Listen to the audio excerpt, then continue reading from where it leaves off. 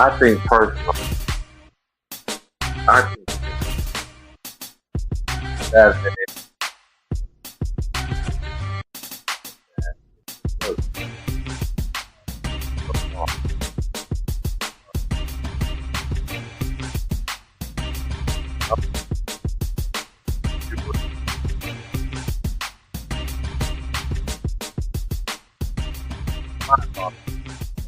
have way more. You have way more people on basketball, and then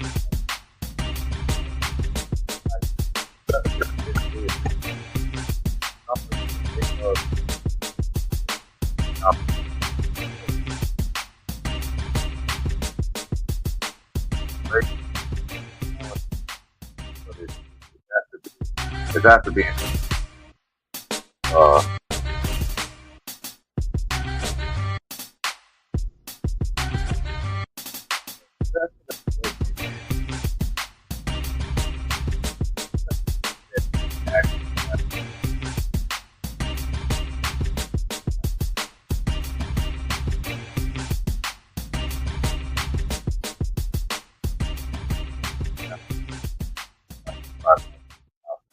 I'll score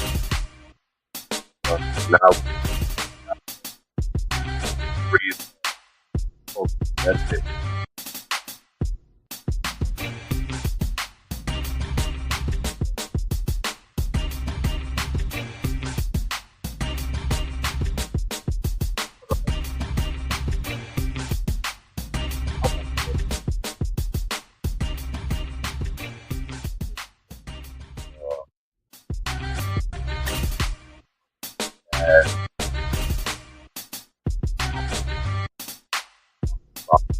Uh,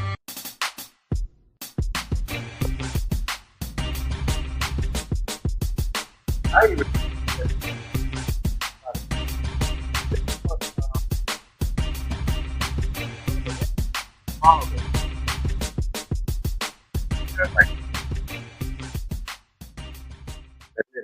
not for him to not even.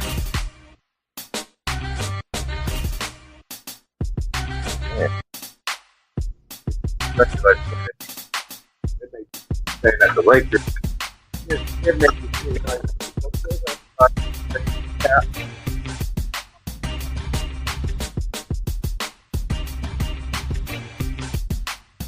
this boy said, yeah, the person is how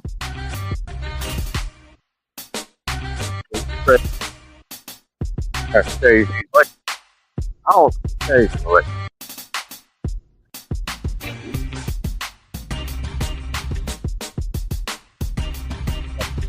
hurt.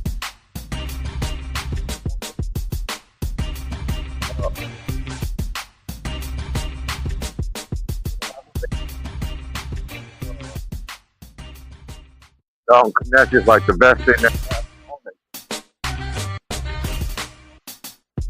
you have a lot of kids. And this is one thing I can compare to the era that I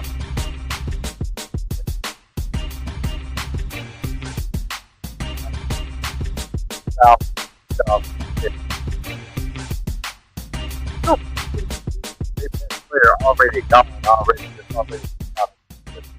No way.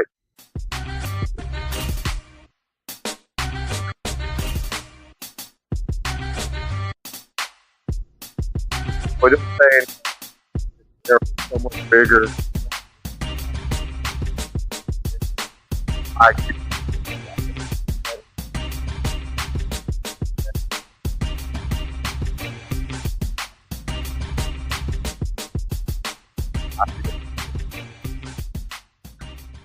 I never seen so many offensive rebounds with it. Back out. It'll throw it back out. Another rebound.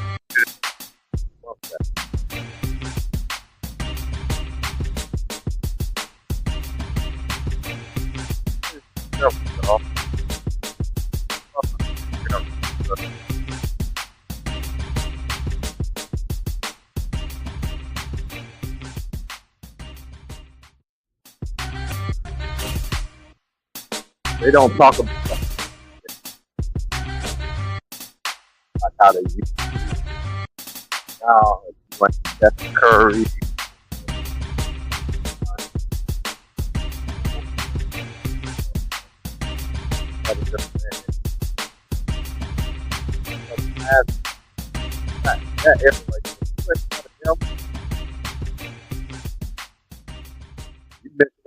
you missing on a milk cart.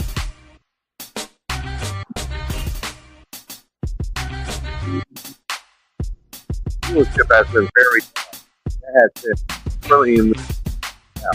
That's like the time now. Everybody part two of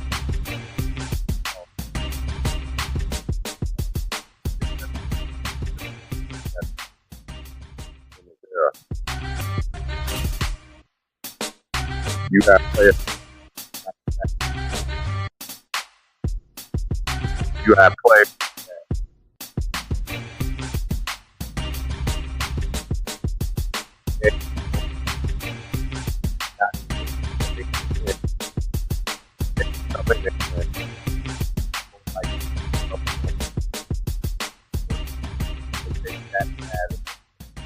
So much good, so much great, and all this stuff. I never seen it. Get a bit of that. I know once we started, I was watching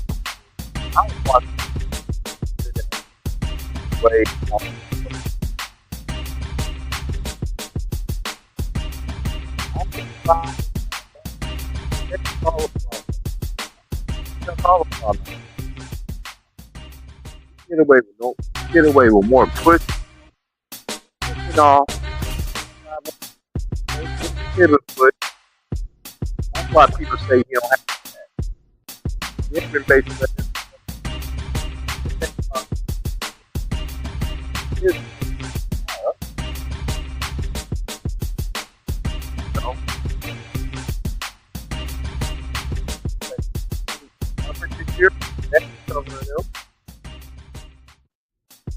they're still talking about.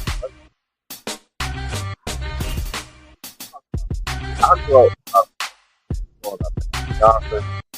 I think they played back in the 80s.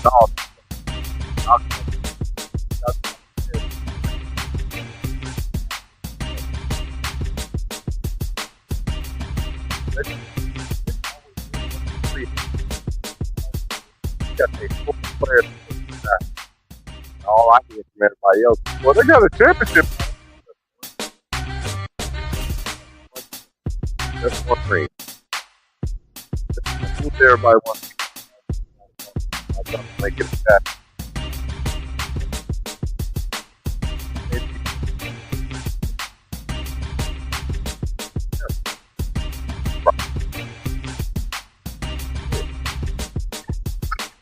And the more I watch the Lakers, the more it looks like this to me. Like, I'm gonna say this question.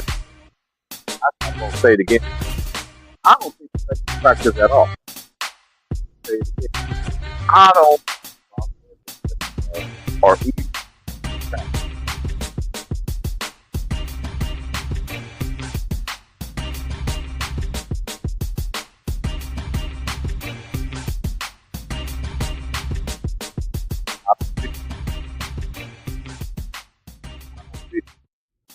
And how the referee made their team.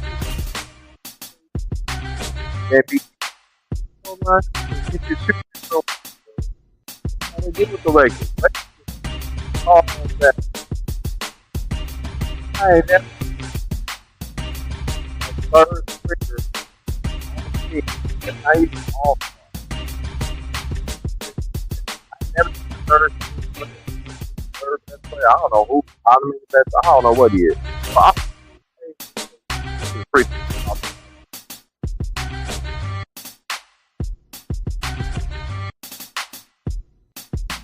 The team that they talk here.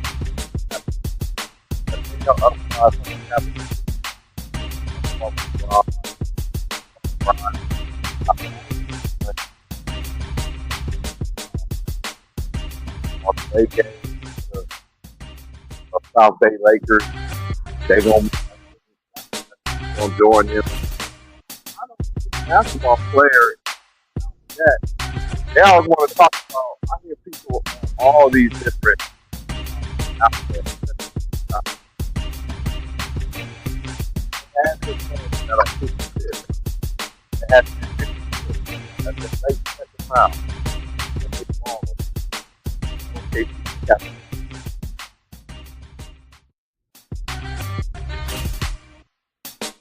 quite a few have players at the bottom of the second round in the rotation.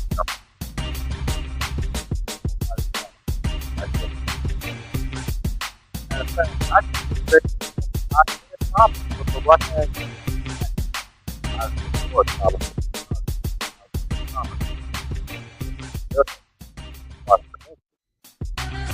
He was one he did. Hey, his players in this that late second round, all this stuff, right at the bottom of the field. Now, I'll tell you how to do it. Almost here.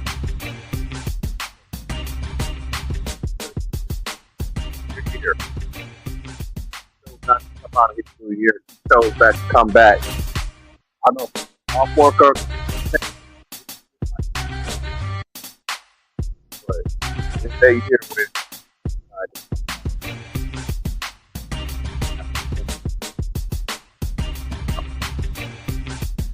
knocked out.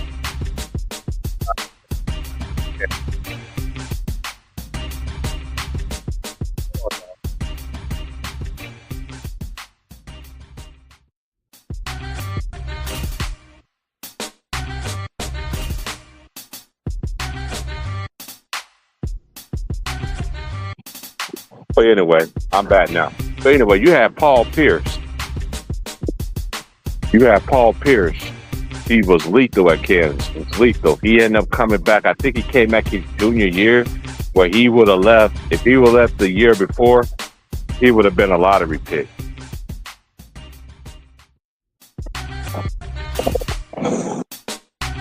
Good morning. Good morning, ladies. I'm fine. Y'all have a good day. But anyway, and shout out to the most important, my special lady. You know what I'm saying? I know I ain't been shouting out in a while, but she knows we still contact, we still communicate, still keep it 1,000 while with my special lady. She already know who she is. But anyway, but Paul Pierce ended up coming back for that next following year. Then Arizona get knocked out. He dropped. For him being a lottery pick, I think he was like between 10 or 13 or something like that.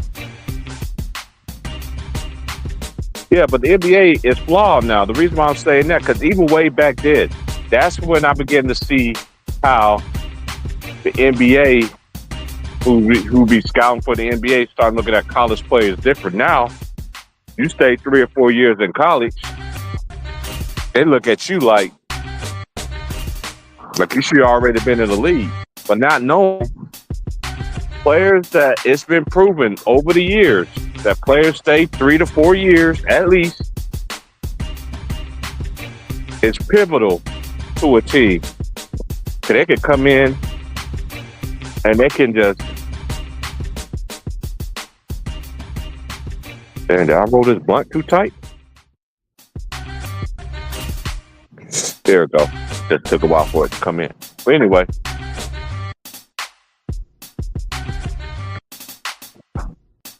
The NBA is in fluctuation right now, to me. The NBA ain't nothing.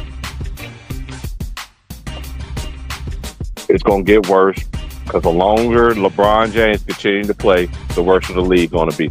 And I know y'all, a lot of y'all people think I'm hating. I don't hate on LeBron, nepotism, whatever they want, nepotism, the word they want to use, or whatever like that they want to use. Yeah, it's okay. Yeah, I don't mind all that, but when I see Bronny play, I don't see a hooper. I just think it's somebody just there just to please somebody.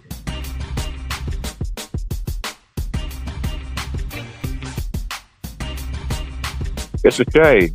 that college basketball, women and men's, get more viewership than the NBA game. It's a shame. And it should be nowhere near like that. If y'all can hear me in the comment section, press one. I know. Shout out to my boy, little T man, the real little T man. Let me know that I was going in and out. I'm outside right now, but I'm about to go ahead and finish cooking my breakfast here in a minute. I got some things I got to do this afternoon and everything like that. But anyway.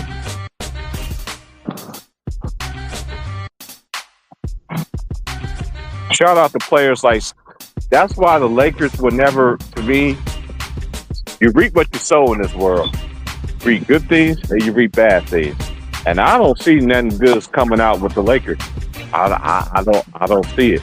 Because whenever, I'm surprised LeBron scored much of his points that he scored last night, and he shot efficient. I give him credit when he's playing. But that's one of the few times that they actually won. Now, mind you, the Grizzlies are a depleted team. No John Morant. Don't even got old boy. What's his name? Oh my gosh, what's that dude's name? He went to Gonzaga. Don't even have they power forward either. Scottie Pippen looked nice.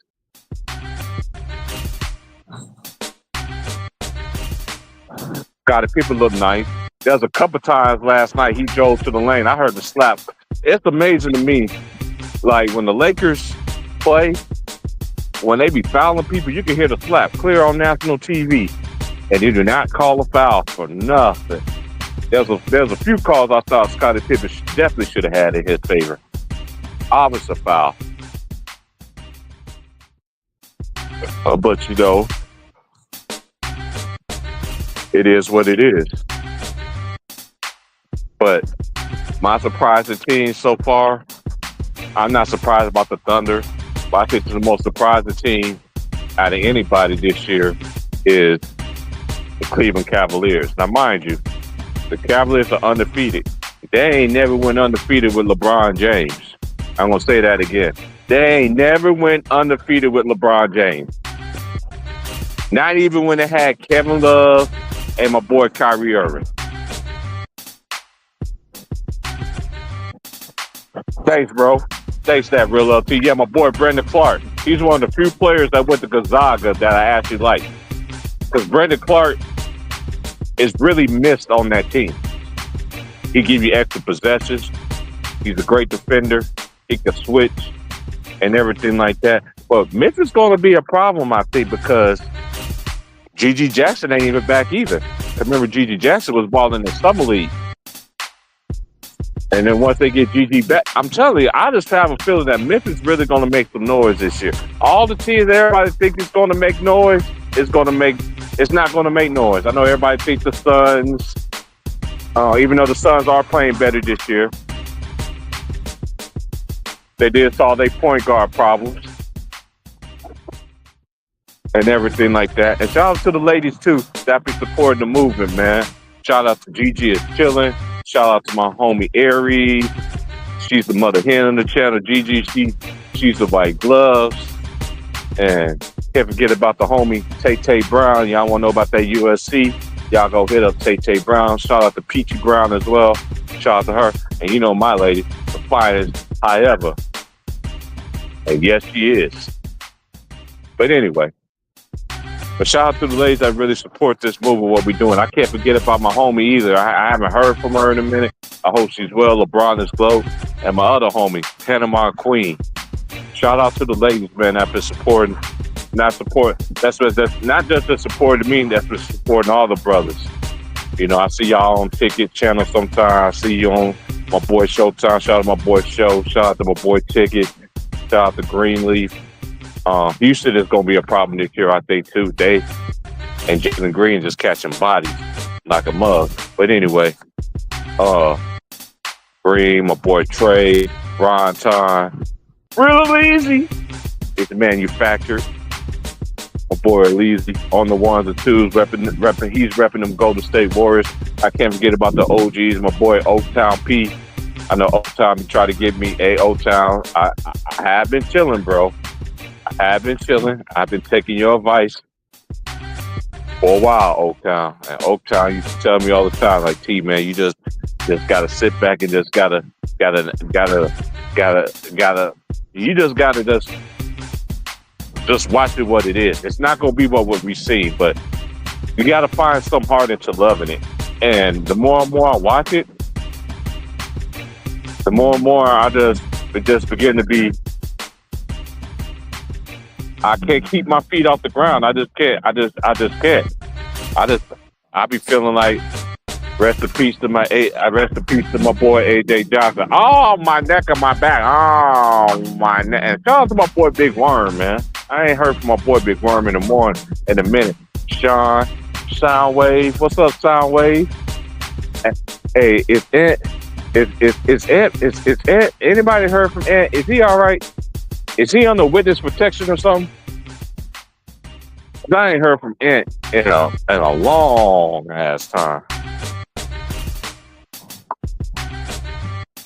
Yeah, that's fast. They missing Vince Williams too. Hey, I like that Memphis squad that they got. Desmond Bain. Bain didn't play last night, I don't think. So the Lakers been getting wins, but they ain't got no win to me that make me could really. And I don't hate on my team. I tell the truth, and I've been saying this forever. If the Lakers, only way the Lakers will win if they win the free throw game. If they win the free throw game and they barely win, that's the only way they can win. Because this one thing they ain't never gave Magic Johnson these calls when they had Kareem, Worthy, Byron Scott, Michael Cooper, Kareem Abdul-Jabbar when it was Shaq and Kobe, Robert Horry, Derek Fisher, this all on top of the head. Rick Fox. The first time they had Glenn Rice. Then they had Mitch Richmond. I could keep going and going and going. They ain't never gave these Lakers so many calls like this. I'm sitting there looking like, okay. I know AD was in foul trouble. LeBron did carry the weight, but the Lakers ain't doing nothing, man. The Lakers ain't doing nothing. They ain't doing nothing. And then ESPN, you have the nerve to sit there and praise this man for changing over the roster. How? Their record's similar than when Darvin had them last year.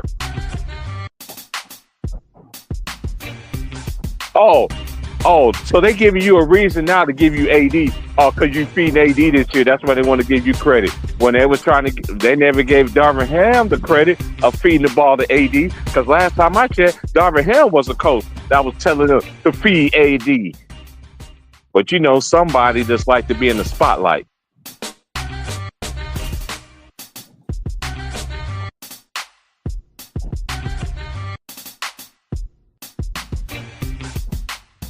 Cause you got somebody out there like to be everything is about him. It's about me. Last time I checked, Darvin Ham was the one. Now, I've been seeing videos of people talking about Wemby Biyama is not that dude. It's too early for me to judge these cats, man. But when he does have a skill set, to me, he just a taller KD. But he happens to play in the block. Now imagine he had a shot like KD. Oh my! And he play inside like the way he does. Oh, that's gonna be a dangerous man. So it's still too early for me to see. Dallas, they struggling right now. They got to know when to play and when they got to know when to play serious for real. And Luka, you got to play better because Kyrie actually been balling this year. But I guess y'all NBA fans don't know that either, huh? Cause they ain't gonna tell you.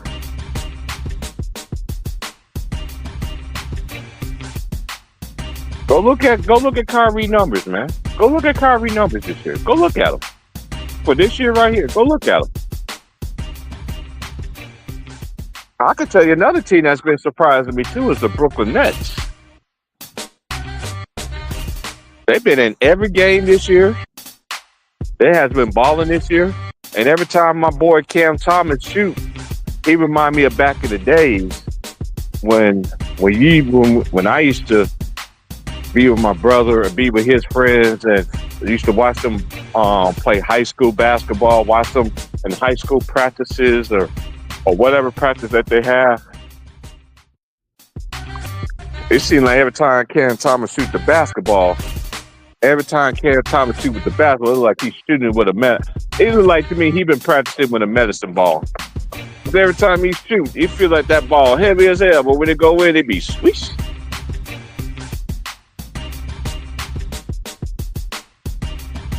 I know the Portland Trail Blazers, they had a win here or there, but I ain't got none of my homies that's out here. They ain't talking about no Trailblazers, man.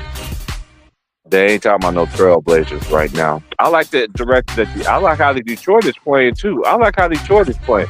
Now Chicago, I don't know what's going on with Chicago. Hey, shout out to my boy Too Raw for TV. Thanks for that, Mike. I didn't know he did a video about Kyrie.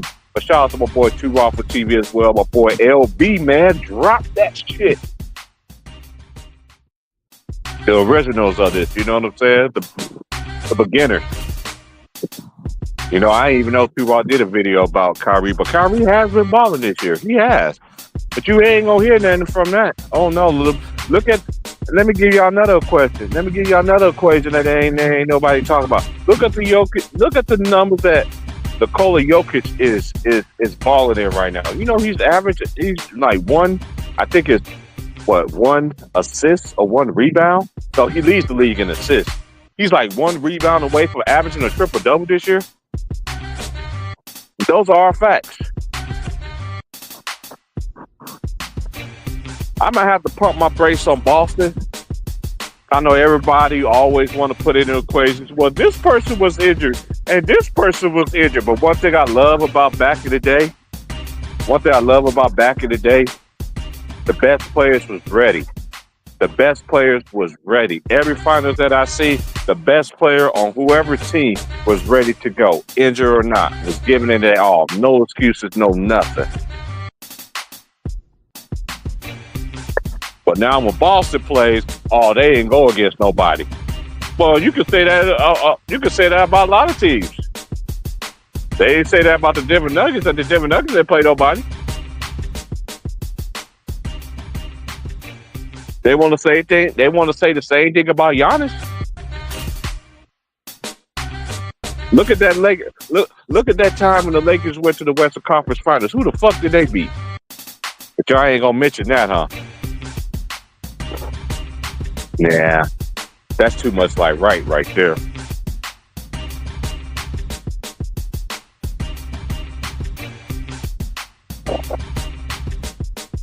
The WNBA, women's college basketball, and men's college basketball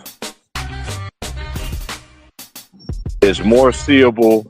That's one thing I love about watching the college game. You do got teams like to shoot, play like in today's era, shoot a lot of threes and yada, yada, yada.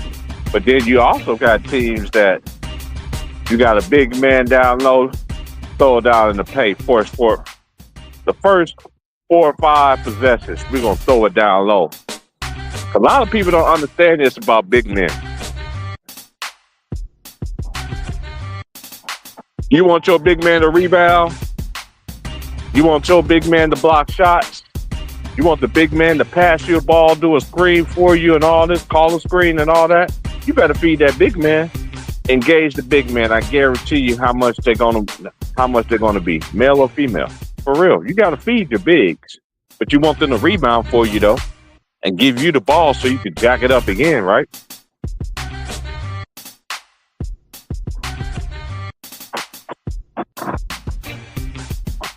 All right, let's go over the scores.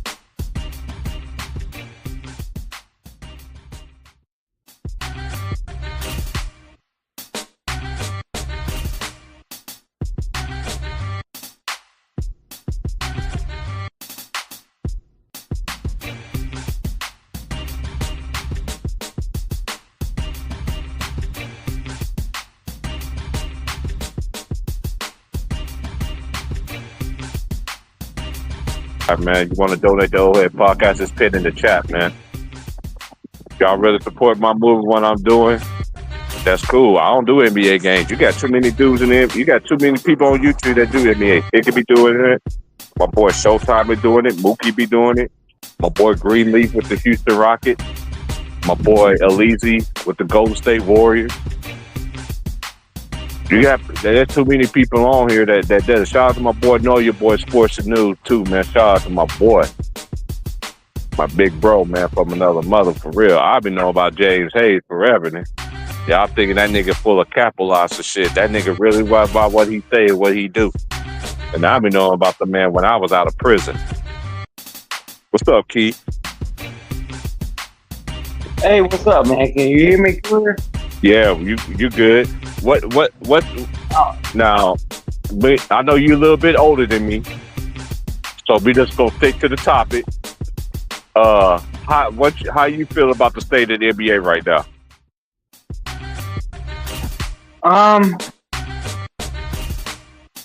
Be honest, I would rather watch WNBA than I would the guys.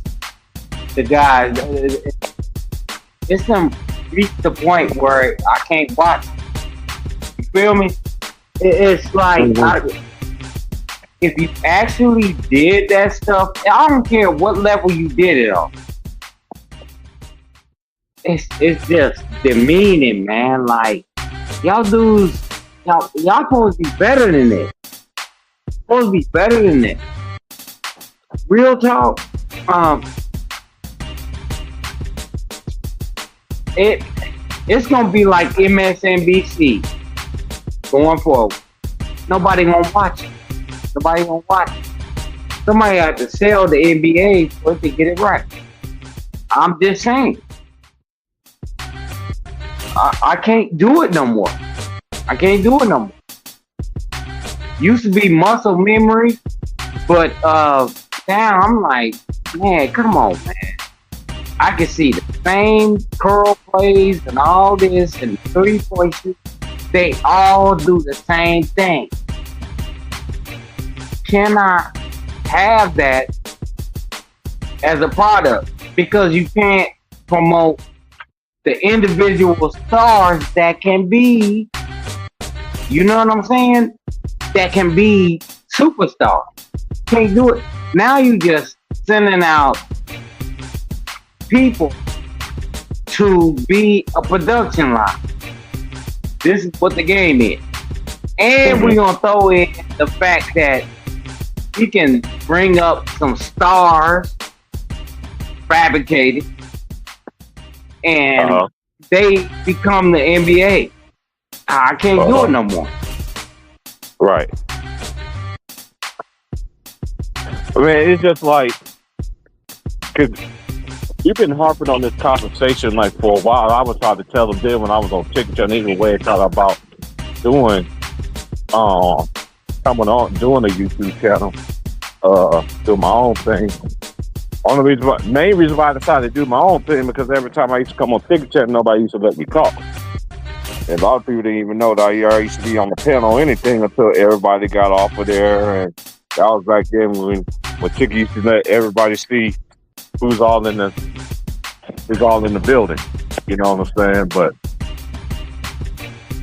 it's getting worse, man. And I've been pointing out this for the last couple of years. They'd rather watch WNBA and college basketball and women's college basketball compared to the NBA. But it's not even close.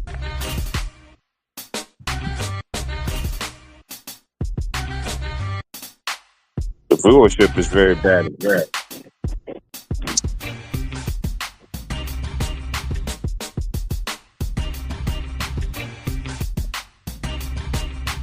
You watched the games last night?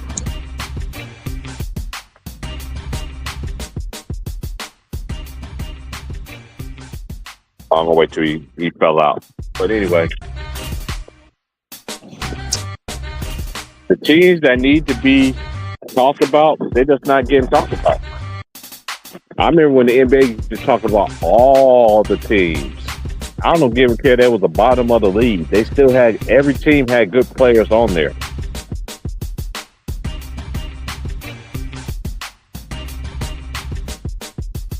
Shame. Fine shame. Oh yeah, I forgot I got food cooking in here.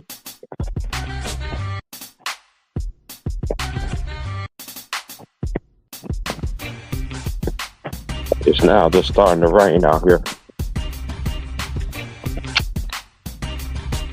One thing I'm gonna miss about what I ever do try to leave Oregon. I'm gonna miss my mail being early. My mail come early as hell. 9 o'clock, between 9 and 10 o'clock in the morning. All right, but anyway.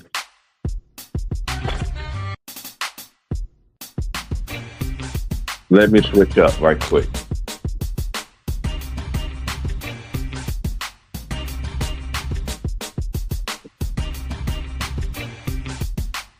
Good morning.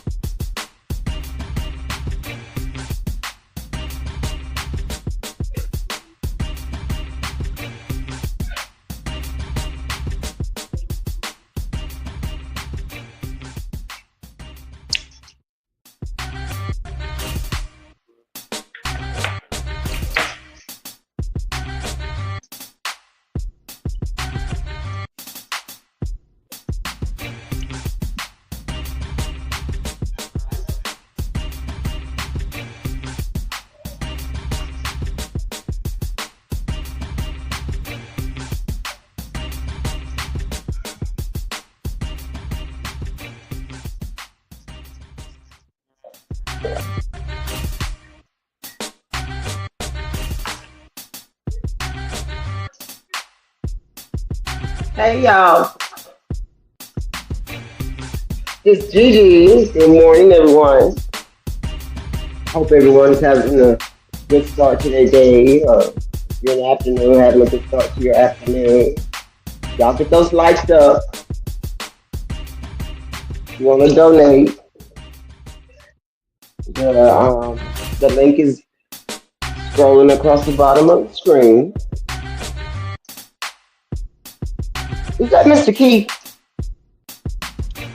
Yes, me. I ain't trying to argue, Miss Gigi. I'm not trying to argue. Lions, tigers, and bears. Lions, tigers, and bears, Mr. Keith. Hey,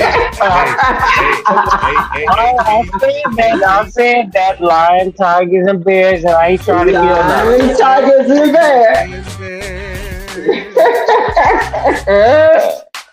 I find Miss kryptonite. I mean, I was talking basketball. All I gotta do is Miss Keith up here. That's her kryptonite. Keith. Yeah, it is. Yeah, it is. With them frogs and pigs and bears. Yeah. I'm saying it's kryptonite. She's mad at it. Kryptonite. That's the problem. Man, she's mad that I'm the problem. That's the problem. I just keep it real. I keep it crispy. Always. Lions and tigers and bears, Mr. Keith. Yep. I told you what my stand was. Get your frogs off your door. I'm standing on my square. I know that's right. I know that's right. And he from Ohio, like Jay Reed. Yeah. Yeah, I seen Jay Reed play, and I said it back then, and I'm saying it now. He wasn't gonna be what you think he was gonna be. Period. Mm-hmm. It is what it is. I said what I said. I said that 24 years. I mean, I know. Not 24, about 18 years ago. I knew what I was looking at. And I ain't the greatest to ever do it, but I ain't the worst. How about that? I ain't fussing with you today, Mr. Keith. It's a beautiful day in the neighborhood. Okay? Stop calling me Mr. Keith. When you say Mr. Keith, it made me think of my son calling me Pops. I be like, I hate that. I hate You that. hate that. Well, what you want me to call you? Huh? What you want me to call you? Mr. Cunningham. But he just say Mr. dad. He be Cunningham? like, ah. Okay, I'll call him Mr. Cunningham. What we talking about today, y'all? Oh, wait, she just changed it. Hold up. Hold up. You just said Mr. Keith and then went from Mr. Cunningham. Man, she told me to call you. Call you Mr. Cunningham. That's what she said. Yeah. Yeah, she tried to slick that one in there, but no. Mm. I'm gonna call you KC the Sunshine Band. How about that? You just call me Keith. I mean, I still can run. I still can jump. I still can do all that. I can make a bologna sandwich. Okay. You put mustard on your bologna? Yeah, I deep fry my bologna. I don't do it like that. Oh my God. Salute T. How you doing today? Yeah, whatever. I ain't trying to hear that mess. You just Like this on you right now. Like, don't try to do that shit on me today. Oh Lord. Oh Lord. Look here. If she look, if you gonna go that way, I ain't doing it. No, I ain't okay. killing it. I ain't killing no squirrels. I'm the Okay. damn the frogs and damn the damn whatever. I ain't doing it. Mhm. Okay. I'm talking Okay. basketball. I'm talking Mhm. basketball. Mhm. See, Gigi, you probably would do that down here and just fall in the pool. No, I wouldn't either. I ain't that stupid. I seen that happen before. Yeah, those are for people that don't. She's used to being on the pole. She can't walk by a pole without spinning on that mother of it. Okay. I don't know if you can rock on the pole or not, but you would do that. No, I wouldn't. No, I wouldn't. I ain't finna mess up my basketball goal and my pool at the same time. I don't think so.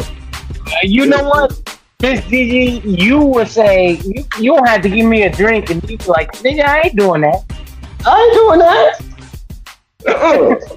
I ain't doing that.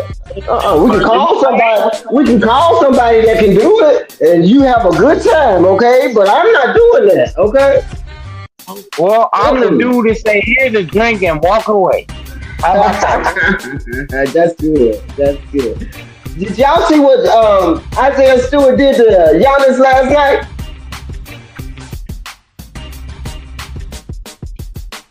Did you see that? Yeah, a little bit of it, but Yeah. I didn't see what happened. Was it just like the girl tried to get on the pole? He had his jersey and he yanked him out of the air. The boy Giannis was going up for a dunk, and Isaiah Stewart pulled his jersey, pulled him down out the air. Damn. You try to bring back them old. You try to bring back the. He tried to bring back to my old Detroit Pistons. Yeah, he tried to bring back to my old Pistons. And then he just looked at him and walked away. Mm. He fell on the floor just like Chet did on his hip. Oh. well, let me ask y'all this, panel. I'm gonna say something. I know this is gonna be controversial. Mm-hmm.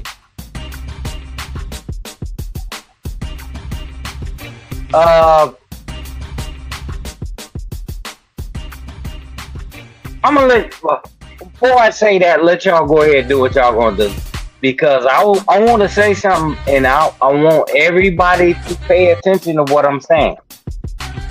I'm paying attention. Go ahead. The floor is yours. Bronny is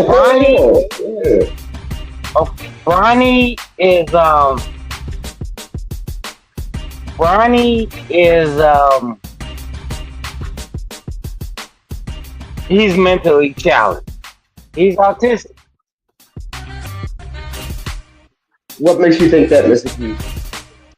That's some deep allegations. Because right I spent 20 years with kids that were like that. My kids' mothers, nephews was like that. He's autistic. Yeah, he is. You can see it in his eyes. You So always you have to don't. stop. I don't want to say Allegedly. that. I don't want to demean the guy because I don't like when people say he's a bum. He's this. He's doing artistic The things. best he can. He's doing the best he can. Yeah, I want you to pay attention to his facial expressions. He's looking for leadership when he's doing that. Being on the court, Mm. but he's able to go and be, how I want to say, he can go online and do a whole lot of stuff. Mhm. Mhm. And after watching somebody for 20 years, being an artistic, kid that I've seen, he shows that a lot. And I'm not trying to be funny. I'm not trying to make I know you keep any it for your- kind of. You say it for your I'm perspective. keeping it. He's autistic, and I don't like that they trying to act like that ain't real. Anybody that's been around that knows what you looking at. So with that, that's the reason why I didn't want to sound, and change the whole narrative of what you was doing to T Price. I just want everybody to pay attention to that because that's real. That's real. And I don't like him getting dumped on and saying, he a bum, this, that, and the other. Man, that ain't cool. I got three, it's a definition of when I talk about people I can't stand, you got R people, pedo, all them kind of things. I don't like bashing on him because when I look at him after knowing that a better part of 20 years, that's not fair. He's not doing this on his own accord. I don't like bashing on him. Now I'll mute my mic. That's key. No, I said who she talking about? You talking? I'm not talking. about Bronny. That's Keith. You talking about Barney? I'm sorry, bro. Who you talking about? Barney. He said Bronny autistic. He thinking it because he's got 20 years experience. I want you to watch how he needs to, when he get on the court, he needs leadership. Watch his eyes. I'm saying this from somebody with a better part of 20 years of dealing with autistic kids. Oh wow. My nephew's autistic. I know that look. Wow. What did I say, Mr. Ron Town, about a month ago? I said, that young man. You said his eyes. You mental. said something about his eyes. It's in his eyes. It's in his eyes. You can see it. You sure said that, G. You said it's something about I see in that kid's eyes. You definitely said that a little while ago. Yeah. He needs. Remember I said he needs therapy. I hope his daddy has him in mental health therapy because you can see there's a disorder in his eyes. His eyes don't line up right. I hope Galaxy. What's up, bro? Jump on. T Price, send Brody the link. I'm sorry to agree with Gigi, but she's right. I saw that. I dealt with. I'm gonna tell you a little story. With my nephew, as far as my kid's mother, I used to sit down and put down a piece of paper, right? And I would, if I was working on a car, I would put down the two in front of him and say, this go here, this go there, this go there. When I asked him for that, I would do numbers.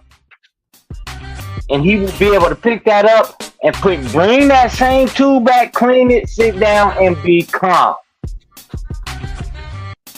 Watch Bronny's eyes. He's looking He's looking for direction. He don't have the Y'all muscle think I'm memory just yet. saying He don't have. He don't have the You muscle think I'm memory. just saying stuff, but I'm Mm-mm. saying I experienced that for 20 years. I know. You can see it. You can see it. I'm not saying it's autism. I'm not saying, but I know that there's a disconnect because his brain is not firing the way he's totally different than when he had that heart attack, the thing before Yeah, he got sick. that had a lot to do with Right, it. right.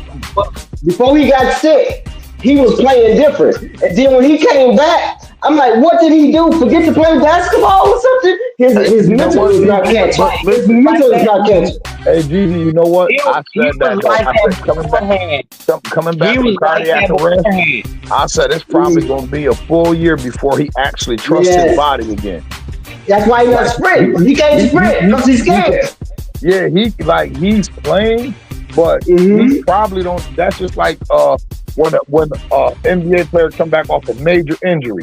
That first year they Yes. come back, they don't be Yes. themselves because they got to They learn not to trust themselves. their body again. Yes. That's why he's not sprinting. That's why he's not making the screen cuts and getting up under the basket because he is afraid of what his body. He don't trust his body yet, and his daddy shouldn't be making him do this while he's recovering. Damn, that's crazy. They say I'm just seeing a story where they say we the favorite to learn Zion Williams if he gets hurt. Just go back and look at him in the summer league. He didn't do nothing, right? He wasn't balling, but his mental and his athleticism was totally different than when he was at USC. How y'all feel You about go. that story? I was watching film on him last night, and it was he was a totally different young man than he is right now. He say what they want him to say. He play when they want him to play. He eat what they tell him to eat. He wear what they tell him to wear. He has no mental cognitive ability to be by himself right now. He don't. He needs direction in everything. Can I ask y'all a question? How y'all feel about that? So I'm looking at a story now with Trevor Lane where he said New Orleans might be shopping Zion, and right now the Lakers the odds-on best favorites to get him. I don't give a fuck if Lakers get Zion. They ain't getting shit because Zion. What he gonna do? He gonna go over there. He gonna go over there and join the other hurt people. It says How you gonna? NBA Central say the Lakers are the favorite to land Zion Williams if the Pelicans decide to trade him. They try to All right. steal another person from New Orleans. God damn. You said Brandon Ingram over there. Why don't you get him back? Hey, I'm pretty sure. I'm pretty sure New Orleans like, man, we could deal with the Lakers with good faith. They pay for their stars. I read an article yesterday, Mr. Ryan Time, that the teams are shutting. As a matter of fact, it's on my phone. ESPN reported that the teams ain't wanting to work with the Lakers. They shutting them out of trade. Yeah, but most teams are. But if there's one team that'll dance with us in good faith, is the New Orleans Pelicans, because we gave up so much for Anthony Davis. They know, you know what I mean? They know what the Lakers will give us something. They give us what we need. You feel me? They ain't jerk us like. And But I'm what saying is Zion gonna do, Mr. Ron? What is he gonna do? He hurt. but this is the thing. The only reason why I would say yes, because the contract that he's under now, after this year, is not fully guaranteed. So he got clauses in his contract where he got to stay under a certain weight, and if he don't play a certain amount of games, he don't get his money. So I would take him on that factor if they said, "Oh, give up your 2 first-round picks, Vanderbilt, Rui, and D'Lo," or you know what I mean. I would probably do that. But what about this? He won't get right for New Orleans. What does the Lakers have that's gonna make him get right? Do you want to know what? You want to know the thing about it? If LeBron James? no, not even that. But it's just going to be his will. Because if you remember, Gigi, he didn't want to be in New Orleans from the giddy up. He did everything in his powers not to get drafted by New Orleans. He wanted to be in New York. You feel me? And I think that was part of his point. He's like, man, fuck it. I'm just down here till y'all finish done paying me. That's some bull, though, Mr. Ron John. I mean, that's the way these dudes operate. That's how they That's operate. some bull. That's some bull, though. Because you gonna shop with, like Ben Simmons. They shop Ben Simmons when he's supposed to have a back injury. That joker ain't played yet. Yeah, Ben Simmons, like, I don't think he minded Philly.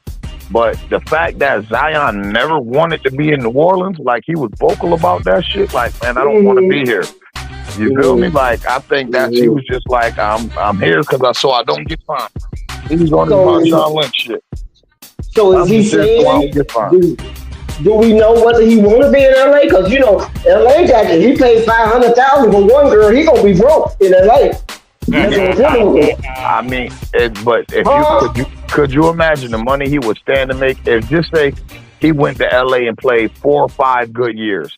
Because remember, he came in the league at 19. Right.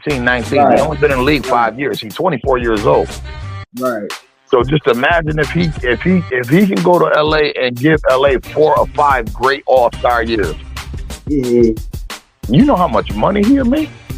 Oh, I ain't doubting the bag. That's the bag. LA is the bag. That's why Bron ain't going nowhere. LA is the bag. I'm surprised to see this report as I'm reading it right now. It's on my TV screen right now. Bovado official, NBA Central put it up.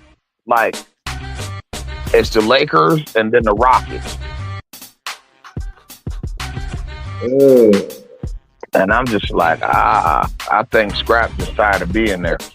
That's why they for. But the Lakers ain't got no money. Lakers ain't got no money. You gotta think about it. Gigi's contract not guaranteed after next year. He only on the second contract. They could put Rui and D'Lo and Gabe Vincent together to match the salary. Okay. And give up them 2 first-round picks. You feel me? Okay. They can match the salaries, and they got a sticking point. They like, hey y'all, if we give y'all first 4 picks for Anthony Davis, we only giving y'all 2 for Zion. He hurt. You feel me? Yeah. But we will give y'all the 2. You feel me? And the fact that his money is not stuck on our books next year, if he don't do what he got to do. Can I ask y'all a question? At what point do we say money needs to be taken out of it because talent, real talk, is about you getting money? These guys already got the money, so they ain't worried about talent. But if I'm not where I want to be, I'm about to give you a prime example of somebody who's showing up doing his job, but you could tell he do not want to be there. He doing his job, but you could tell he does not want to be there. Look at Damian Lillard. That's what first name came to my head. He does not want to be in Milwaukee. He's being professional. He not sitting out. He playing games. He doing what they ask. But you can tell in his body language he does not want to be there. He didn't want to be there from the rip. Everybody wondering why him and Giannis ain't working. Change the game around though, because the game needs to be changed around. It has to. Well, what you want to change it to? Play and pay? Yo, think about this. I've been stuck in Portland my whole life, and then y'all take me and send me from Portland to Milwaukee when I had a chance to be in Miami. Man, y'all playing with my future, man. Y'all ain't doing. Y'all playing with my future. Y'all just. I mean, but it's a business at the end of the day. You feel me? I got to go with the best dealer from the Portland Trailblazers. I got to whoever going to give me the most, and they gave up Drew Holiday and some other pieces. Yeah, okay. But think about it. They turned right around and traded Drew to Boston. I'm gonna ask you this: is it about whether or not you want to achieve your goal? Forget the money. What if I'm just not happy? What if I'm just not happy in my surroundings though? Like it. Okay, I agree with that. Everybody knows Louisiana is one of the poorest states in the country. And then you sticking me right in New Orleans. Everybody know how New Orleans is. Does that change how you approach things? I'm gonna be thorough regardless if I got paid $10 or $20. I'm gonna be thorough in No, how they don't have that motivation. They don't have that kind of motivation. Their motivation is the bag, Mr. Key.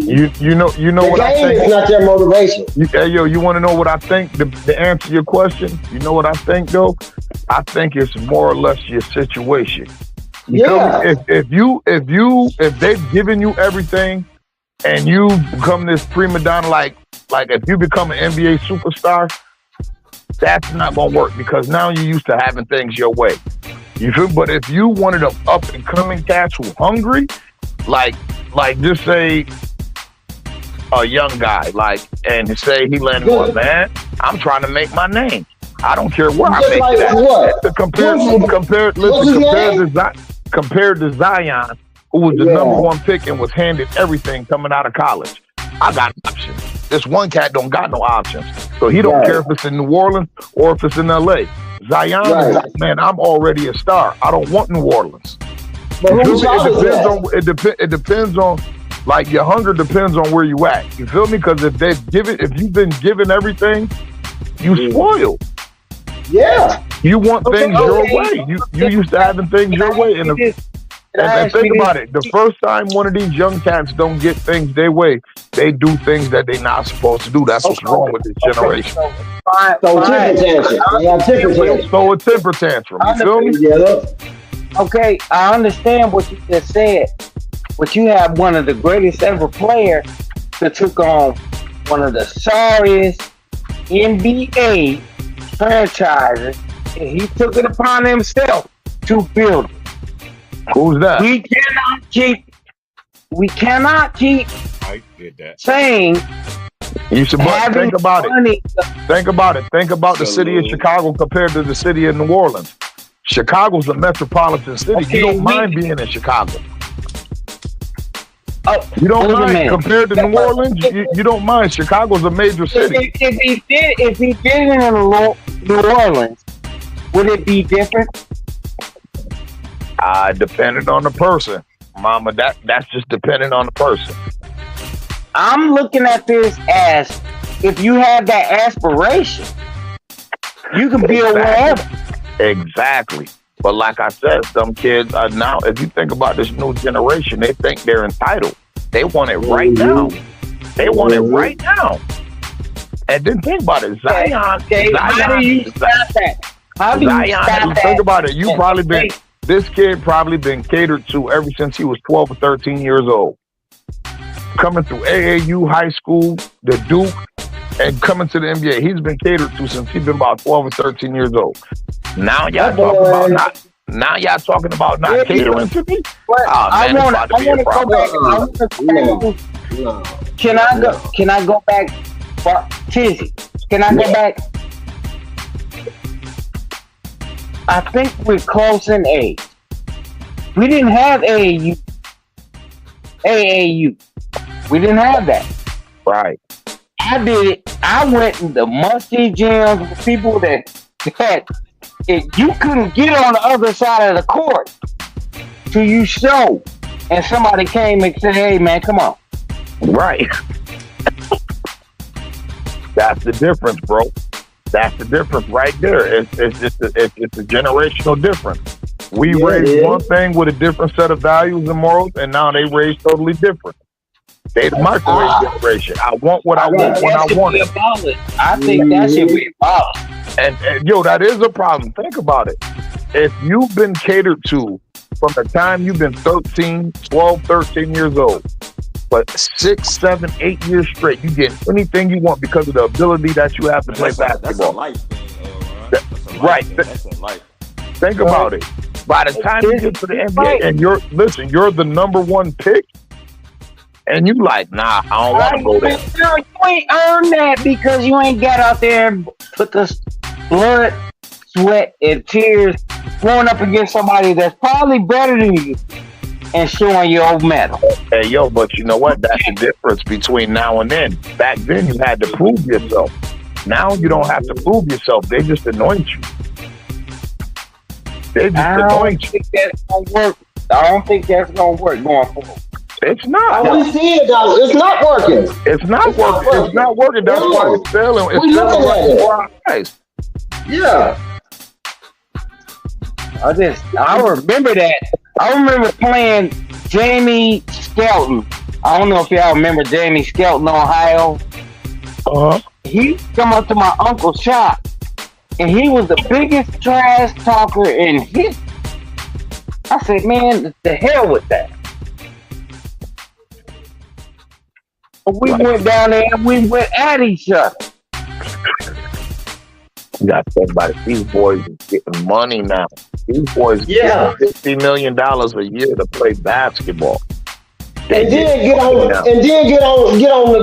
the stage on TV and tell us that he don't know nothing about the history of his job. I'm telling you. Look They don't care. They don't care. It's been got to the point where it's more pomp than circumstance. How about More that? money. The love of money is the root of all evil. The love of money. They love money. You got to think about it.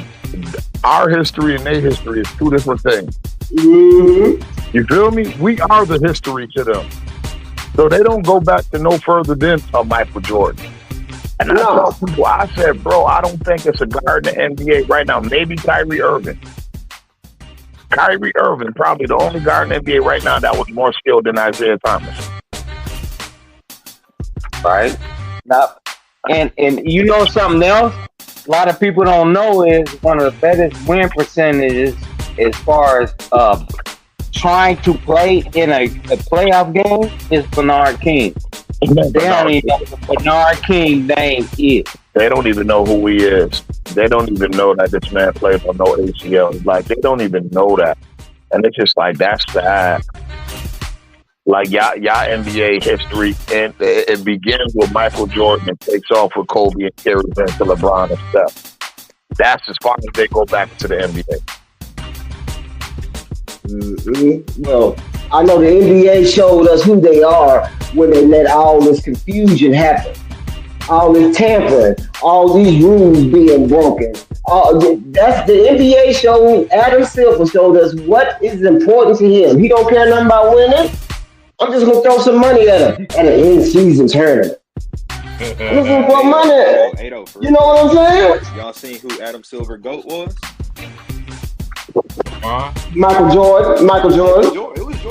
It was Jordan. He said it on TV. It was Jordan. He didn't hesitate. Hey, yo, he can't fuck Adam Silver. LeBron, I said that. Adam Silver is from that era, y'all. Adam Silver, our age. Right, but notice he added the "Don't tell LeBron I said that" in after that. Yeah, I mean, don't tell LeBron I said that. LeBron will get mad. Don't tell LeBron I said that. Don't let him see that clip. That's the commissioner. That's the commissioner. He said Michael Jordan. I'm talking about Roger from Family Guy.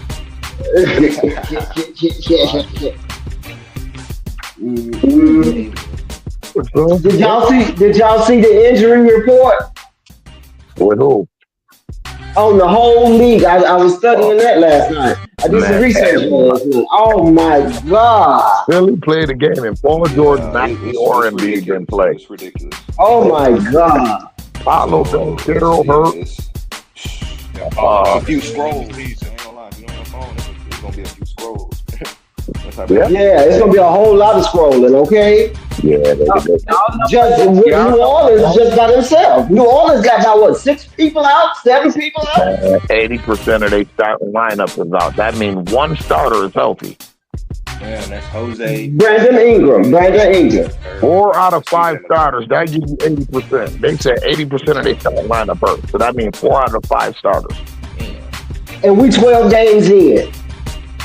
I'll tell y'all what, if y'all, I don't know if y'all know this, but I'm gonna look at it like everybody is close to my age in this panel. We were hurt 85% of the time, and we did it. I wouldn't get paid to do it. How do you get paid millions of dollars and be like, my toenail hurt? That's why Can't get enough of them Cody Chris. Cody Chris. I'm nervous to go to a game because I feel like everybody's just gonna be hurt. So quote unquote.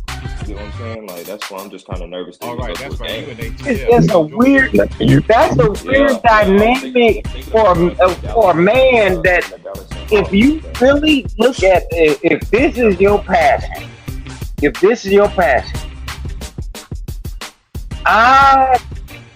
maybe I'm different. I'm speaking for everybody. Man, I got out there and did it every chance I got. Hey, yo, you got to think about it. This is where that analytics shit won the game. Yeah, because they're going by the numbers like, well, he should only play 65 games if he want to be. The numbers say he needs to play 65 games to be at full capacity. Man, shut the fuck up. The paper is killing the NBA. None of those executives, yes, analytics. None of those executives are down there in the grind with these players. They just looking at numbers. If we do this, we do that, we make this. If we put him here when he plays this many games, we're gonna sell this many jerseys. And these boys has no muscle. All the injuries, 75% of the injuries in the NBA is tissue. They have no muscles. They got no muscle. Their bones are brittle. Everybody is it's the hamstrings, tendonitis. All that's tissue. All that's muscle. Look at Chet. Chet ain't got no muscle on his body. You want to know why they breaking down? Because this ain't the generation that got up eating grits, eggs, and sausage with toast and all that. Because they finger play. They play with their fingers on the remote control. They don't get out there in the court. They trying to do what's on 2K. These the little dudes who were sitting in their mom's back seat eating McDonald's every goddamn day, going everywhere she went. Real. That's why their bodies fucked up. They got no muscle. They got to be 7 feet tall because they can't jump. Can I say this, y'all? Real talk. We used to sit up at Hook's Barbecue and eat Super Bowl sandwiches and talk trash to each other at 2 o'clock in the morning after leaving the club and went down there. He kept push brooms in our trunk and got out there and balled. Why in the hell they can't do that? And we ain't, I ain't saying we on that talent level. But that's what we did. These dudes now, man, is a joke. Real talk.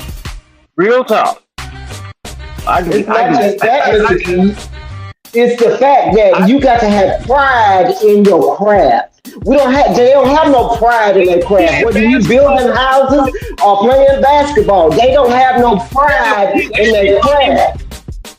We left the club and we're like, who got the best basketball? And they be like, hey man, you ain't shit.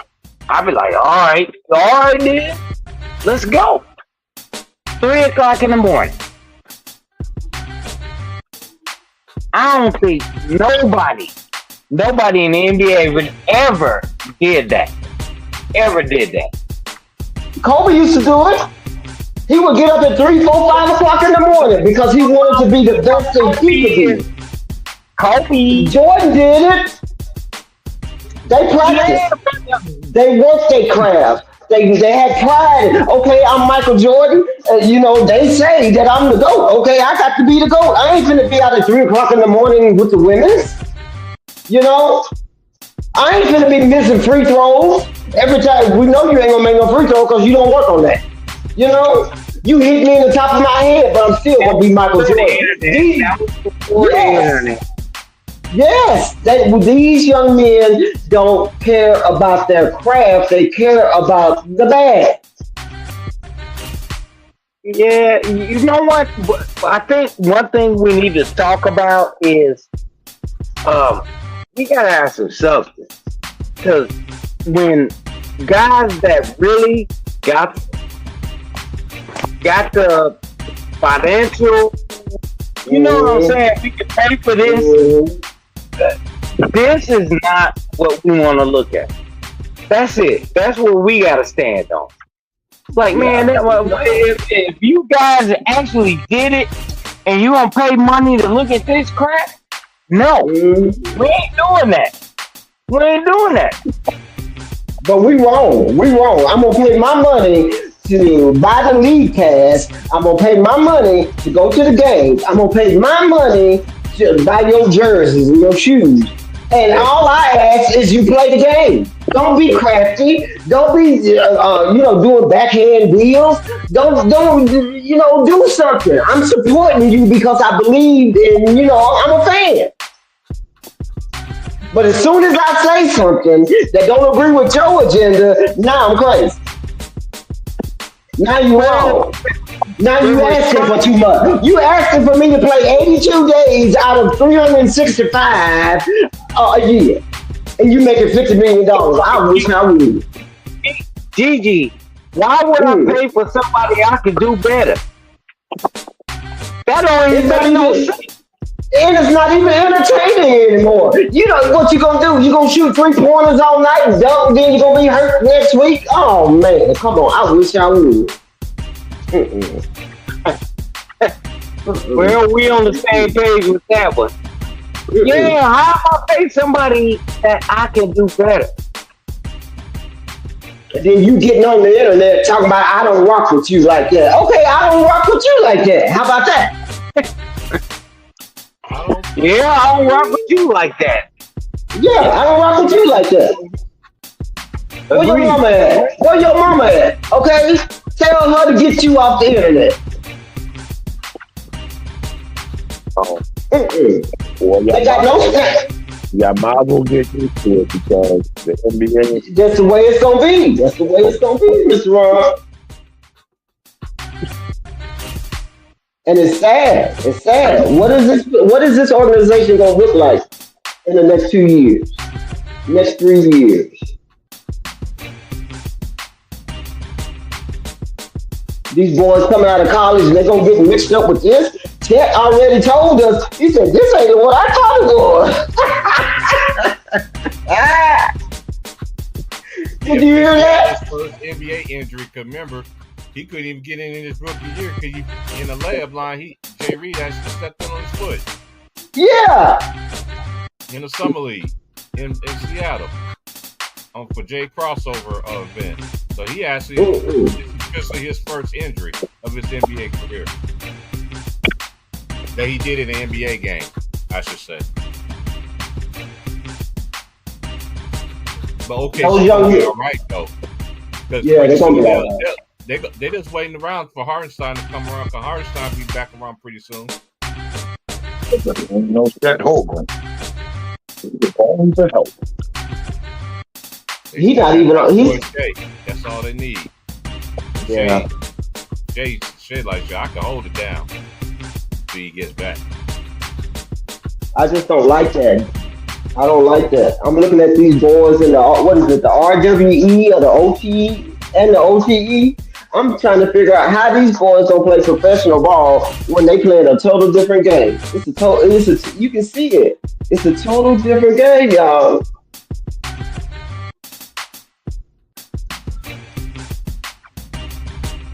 Well, Gigi, how do you think we should turn this around? I want to hear how you think we turn it around? I don't know how we can turn it around because I don't own the organization, nor do I work for them. And I don't pay to watch them either. But I know one thing, there's no standards. The game is gone that we used to. The game that we're used to, it's gone. It's dead. I don't think so. Because they got nephews and a son. They play basketball like I used to play. Right. But millions of people are not watching them on the TV. You got millions of people watching this game and assuming that this is what basketball is about. You can play your game, do your thing, but just don't call it basketball. Let's call it the WWE of basketball, okay? Don't call it. You can't compare what we got today with what we used to because it's totally different.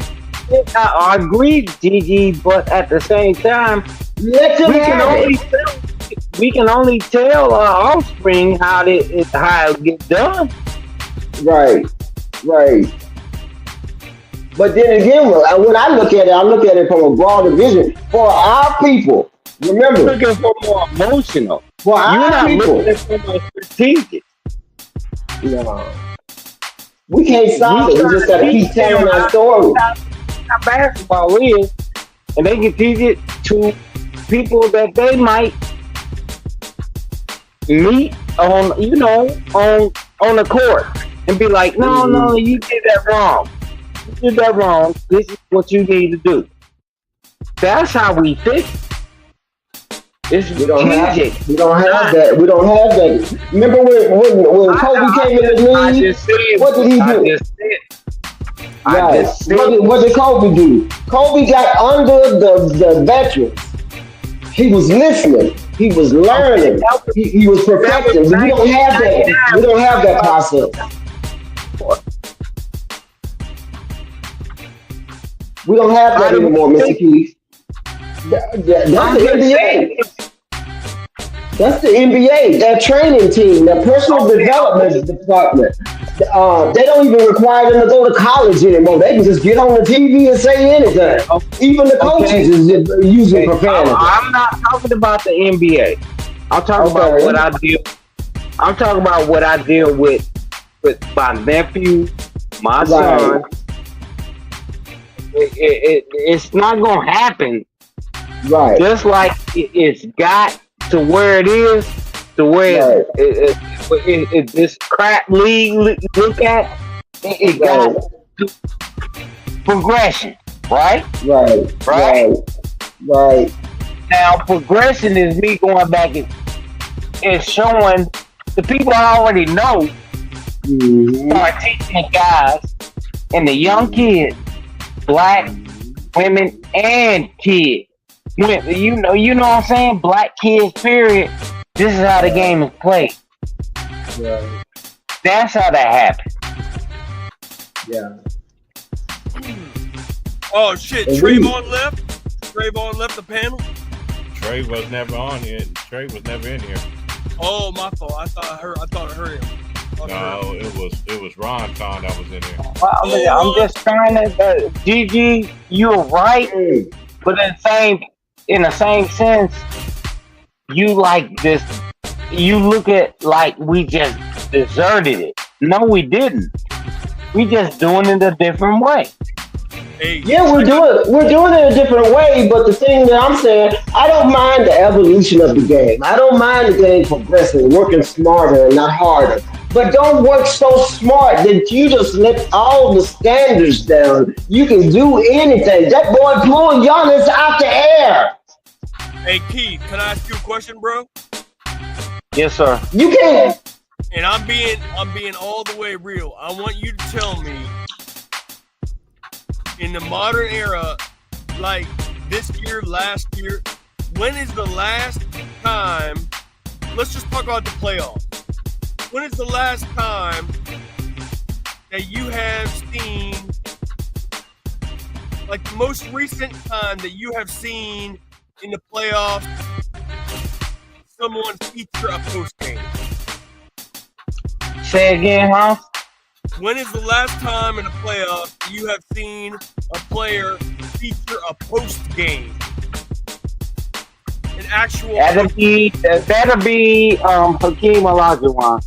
Yeah, that'll be a 90.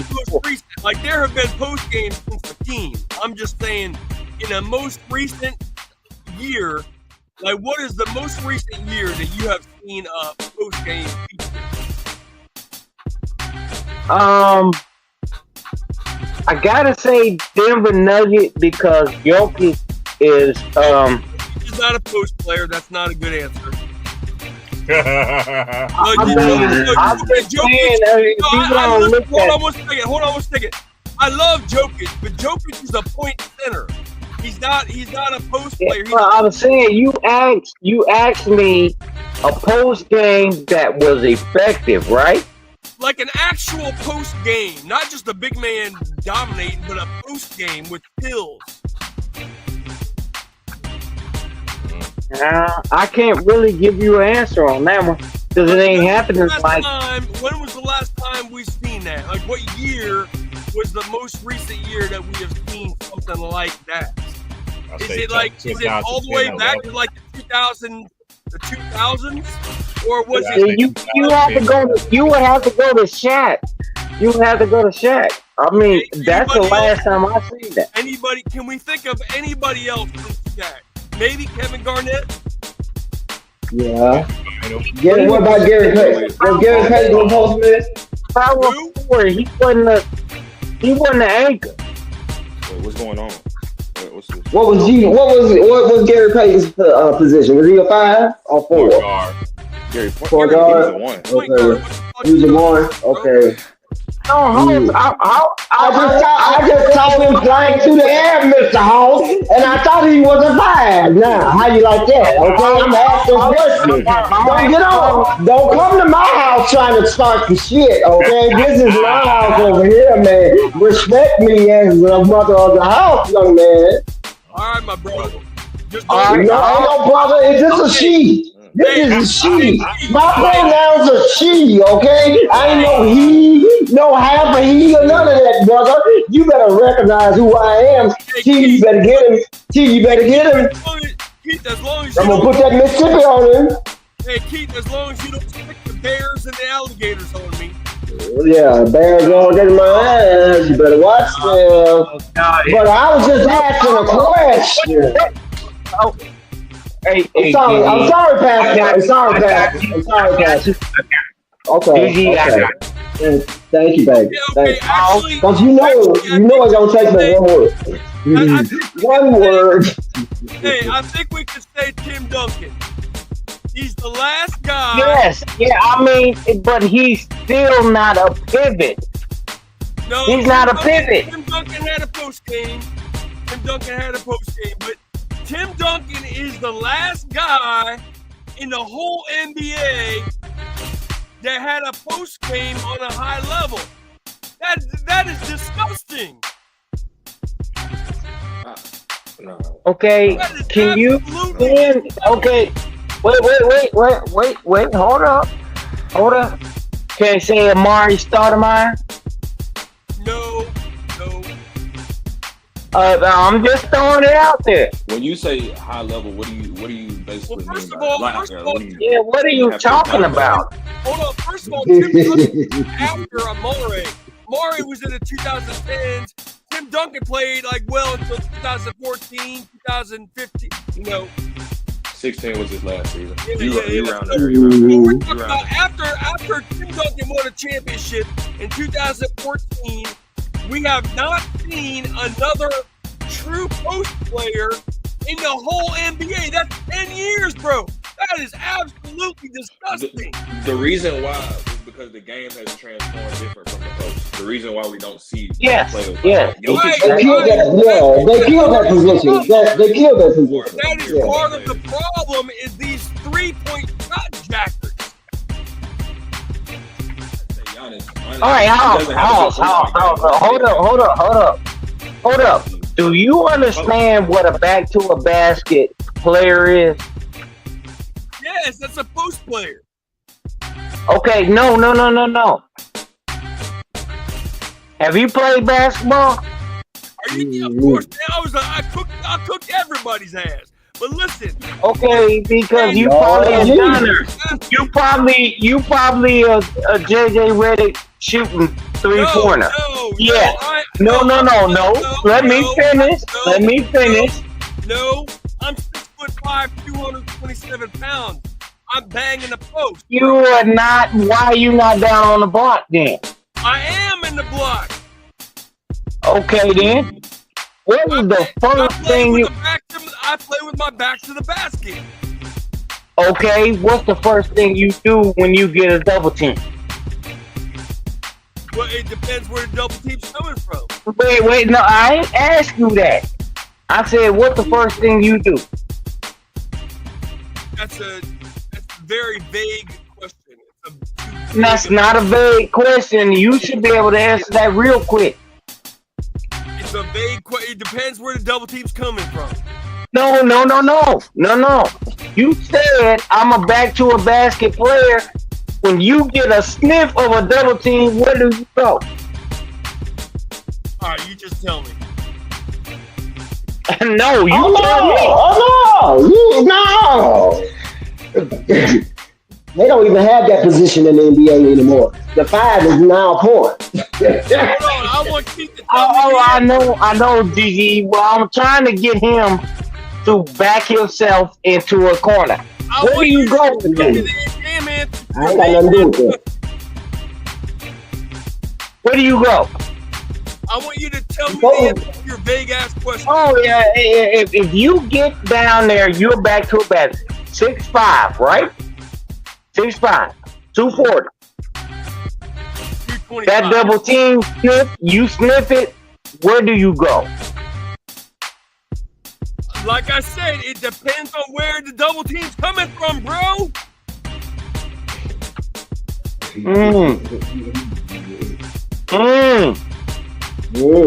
Actually, No. Let me say, no. Hey, let me give you an example. Okay? No. Where you gonna go?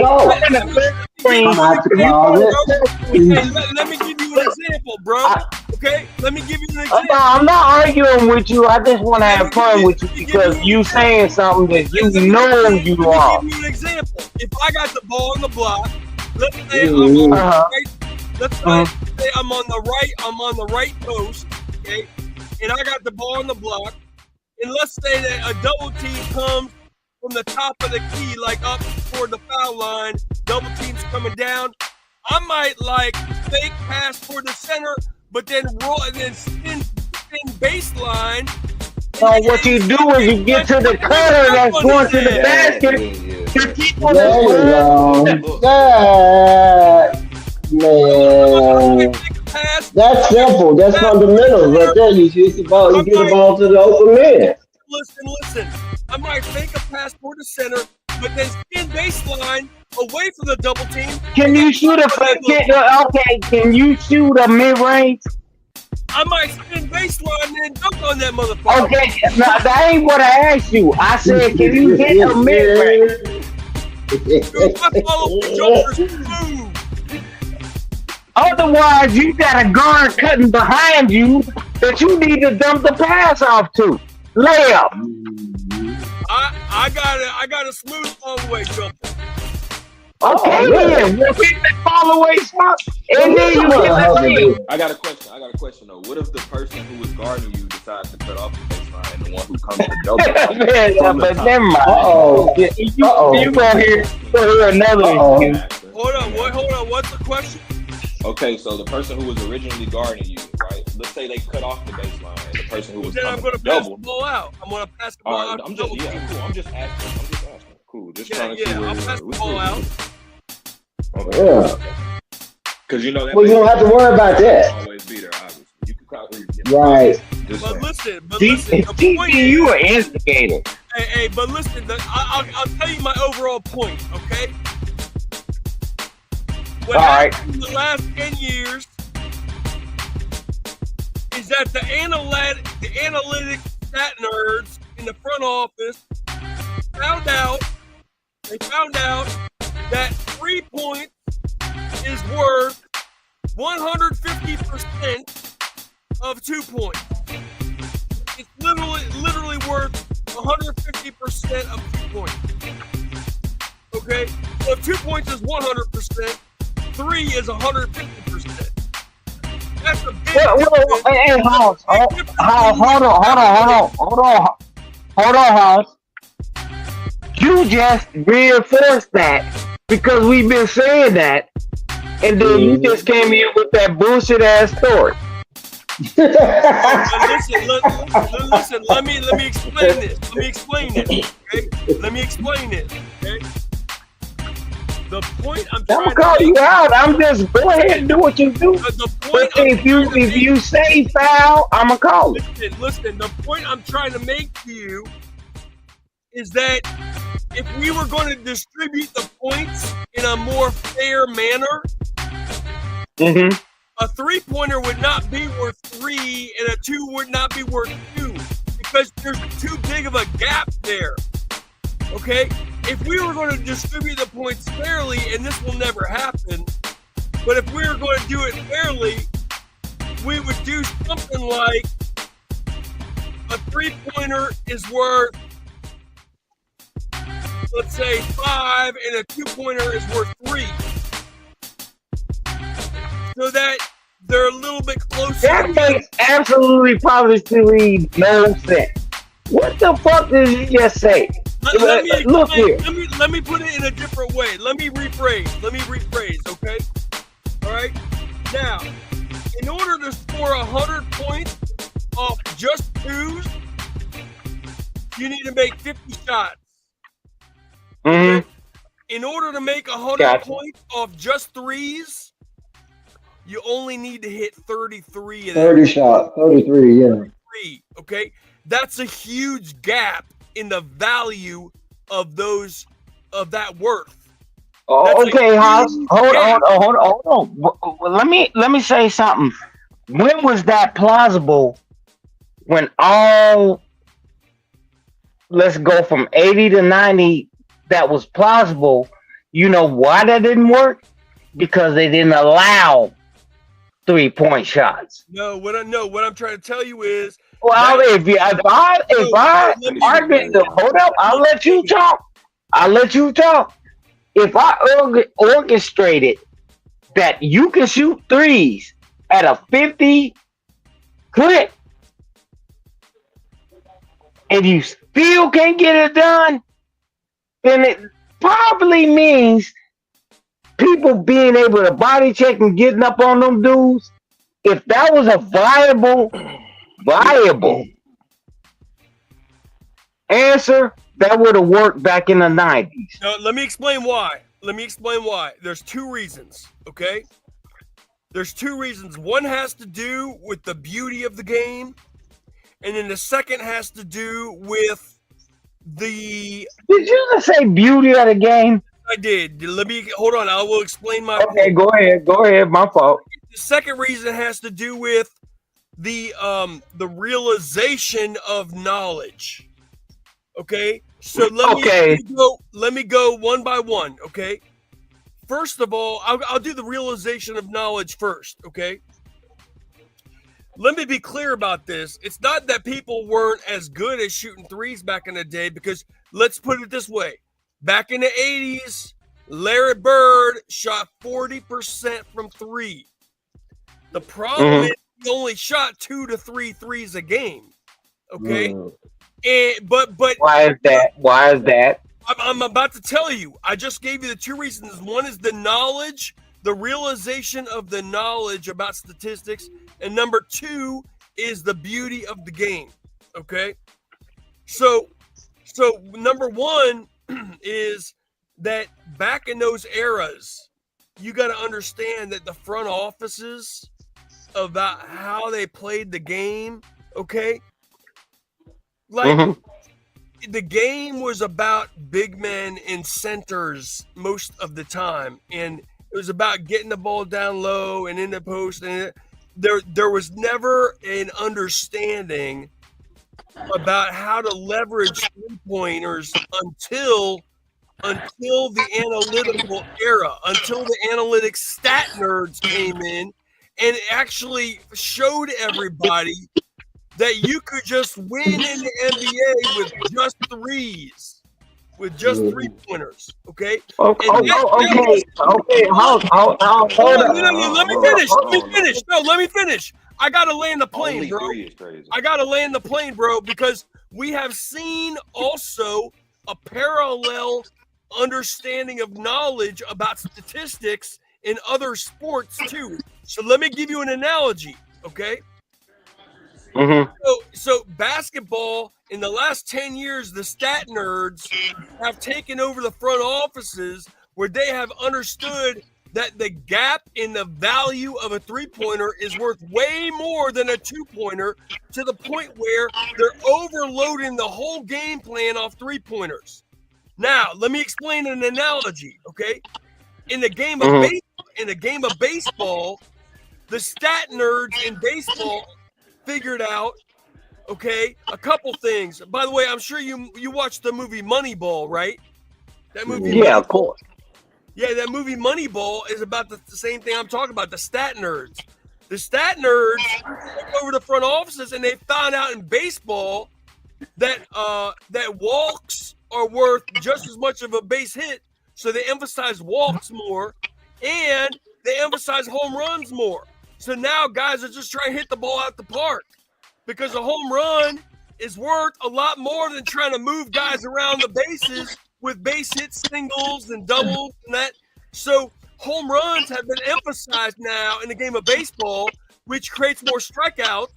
But home runs are so valuable that they don't care if people striking out more. That's marketing. That's marketing. Hold on 1 second. Okay, well, hold on. Let me. I'll let you talk. I'll let you talk for a long time. So what you basically saying is, because we have to look at somebody shoot a bunch of threes, which is average more than you can score more points, right? Right. That's what you saying. That what you saying? I'm gonna do it segment by segment. Right. I'll let you finish. But I'm just gonna say it's based on the whole point that I was making about to score 100 points with just twos, it takes 50 shots. To score 100 points with just threes, it takes making 33. So making 50. Okay. You just said what you said, right? Yeah. Right. It says it's easier for them to shoot threes and get to 50 for two shots, right?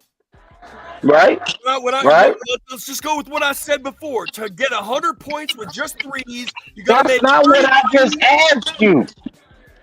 Yeah. You gotta make 33.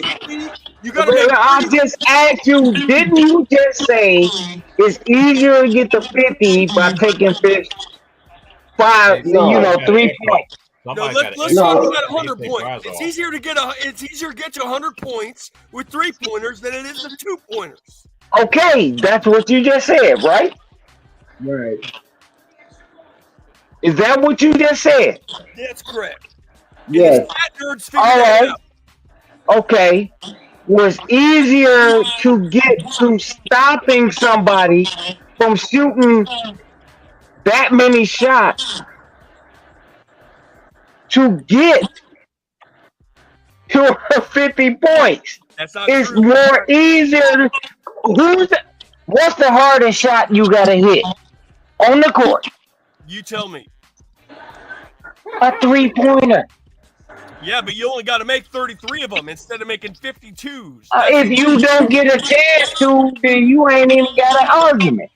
No, what I'm trying to tell you is if you got 5 guys spread out along the 3-point line of one and then if you don't hit them, who rebounding? Who rebounding it? Keith, listen.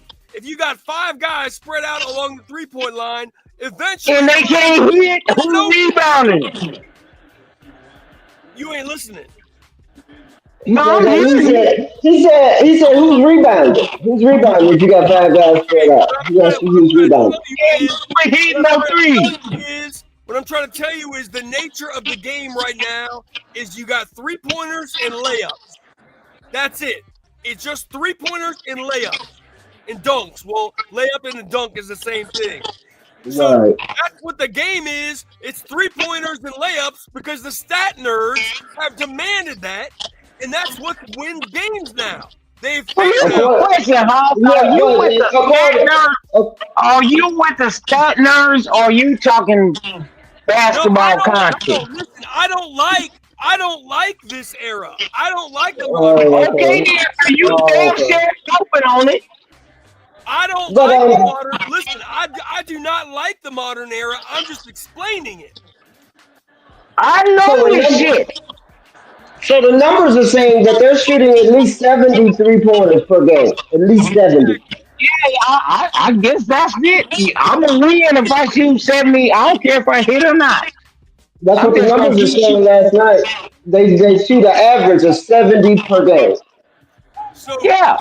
so let me explain something now. Now that's a stat nerd. I'm not saying you wrong, House. I'm not, but I had 2 points. The first one was the realization of statistical knowledge. And that's what I just explained about how it's easier to get to 100 points making 33 threes than it is to get to 100 points making 52s. Okay, now Well, look at the All-Star weekend. What did they score? 170, 190, some point, almost 200 points. dude, All-Star weekend's a fake game. That's not even a real Yeah. game. But I'm just saying, in a matter of time, you look at how many three-pointers they shot. Fake game, bro. The All-Star game's a fake game. Okay, now let me get to the second point, okay? Because I just explained the first point about statistical realizations. The stat nerds finally took over the front office in the last decade. Now the second part, okay, of why they didn't shoot threes in the 80s and 90s, because they cared about the beauty of the game, and that they weren't just in it to win it. They were in it to maximize the skill set and the beauty of the game. And people like Jordan, which had a post game off the dribble, this way, that way, the whole thing. That people actually cared about having skills. Now they don't care about having skills no more. All you gotta do is be able to shoot the three. I switch that around. It's more so about fundamentals back then. They had fundamental. That's exactly right. But That's exactly right. So let me ask you this. Let me ask you this, House. Do you agree? Hey, House? Do you agree with the way things are going, or disagree? No, I don't like it. I think it's disgusting. But now, okay, that's all you have to say. All you gotta be able to do is shoot the three and dunk the ball. All you got to be able to do is shoot the three, and you got a spot in the NBA. You don't even have to have a bag. You don't have to have any skills at all. If you can shoot the three, you got a place in the NBA. That is absolutely disgusting. Okay, why did you just say that? You just led us on a whole diatribe.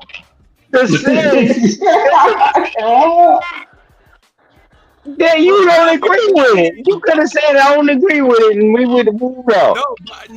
Yeah, there you go, House. I'm not mad at you. I'm not mad. Matter of fact, I'm a fan. I'm a fan. I'm a fan of you. Can I ask a question?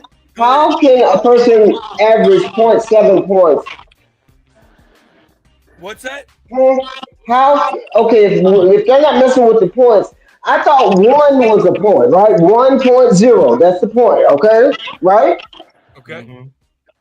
How can a person average 0.7 points in their career? That's easy. They play 100 games and they score 70 points in those 100 games. I ain't talking about, I'm saying, how can a person average 0.7? 0.7, yeah. If you play 100 games and you score 70 points in those 100 games, that's an average of 0.7 points.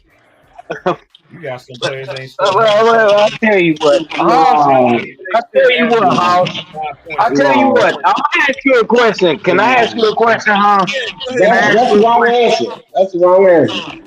And no, you got the 1, and you average 0.7. Where they get the 0.7 from? What makes them 4.7? I'm sorry, Gigi. I didn't mean to overtalk you. No, baby, go ahead. Go ahead, baby. You don't cuss me out about not killing Bigfoot. So anyway, House. That's a jab at you. That's a jab at you. House, wouldn't it help? Wouldn't it help if we implement more defensive measures as far as dudes being able to body up dudes? Not saying body check them or hand check them. Wouldn't that change what you just said? Yeah, you should bring back hand checking. Yes. Shoot, they pulling men out. They punching them and pulling them out the air. They don't bother that. Let me say something else too. You should bring back hand checking, and you should make the step back 3 a travel. Now, I don't know about the hand checking. I don't know about the hand checking because dudes will push my ass on the ground, and I still got to. You cannot push someone on the ground having a hand on your. What is that? I mean, I'm talking about being on the court. If you allow someone to have a hand on someone's hip, they're not going to be able to shove you down. That's just a hand on the hip.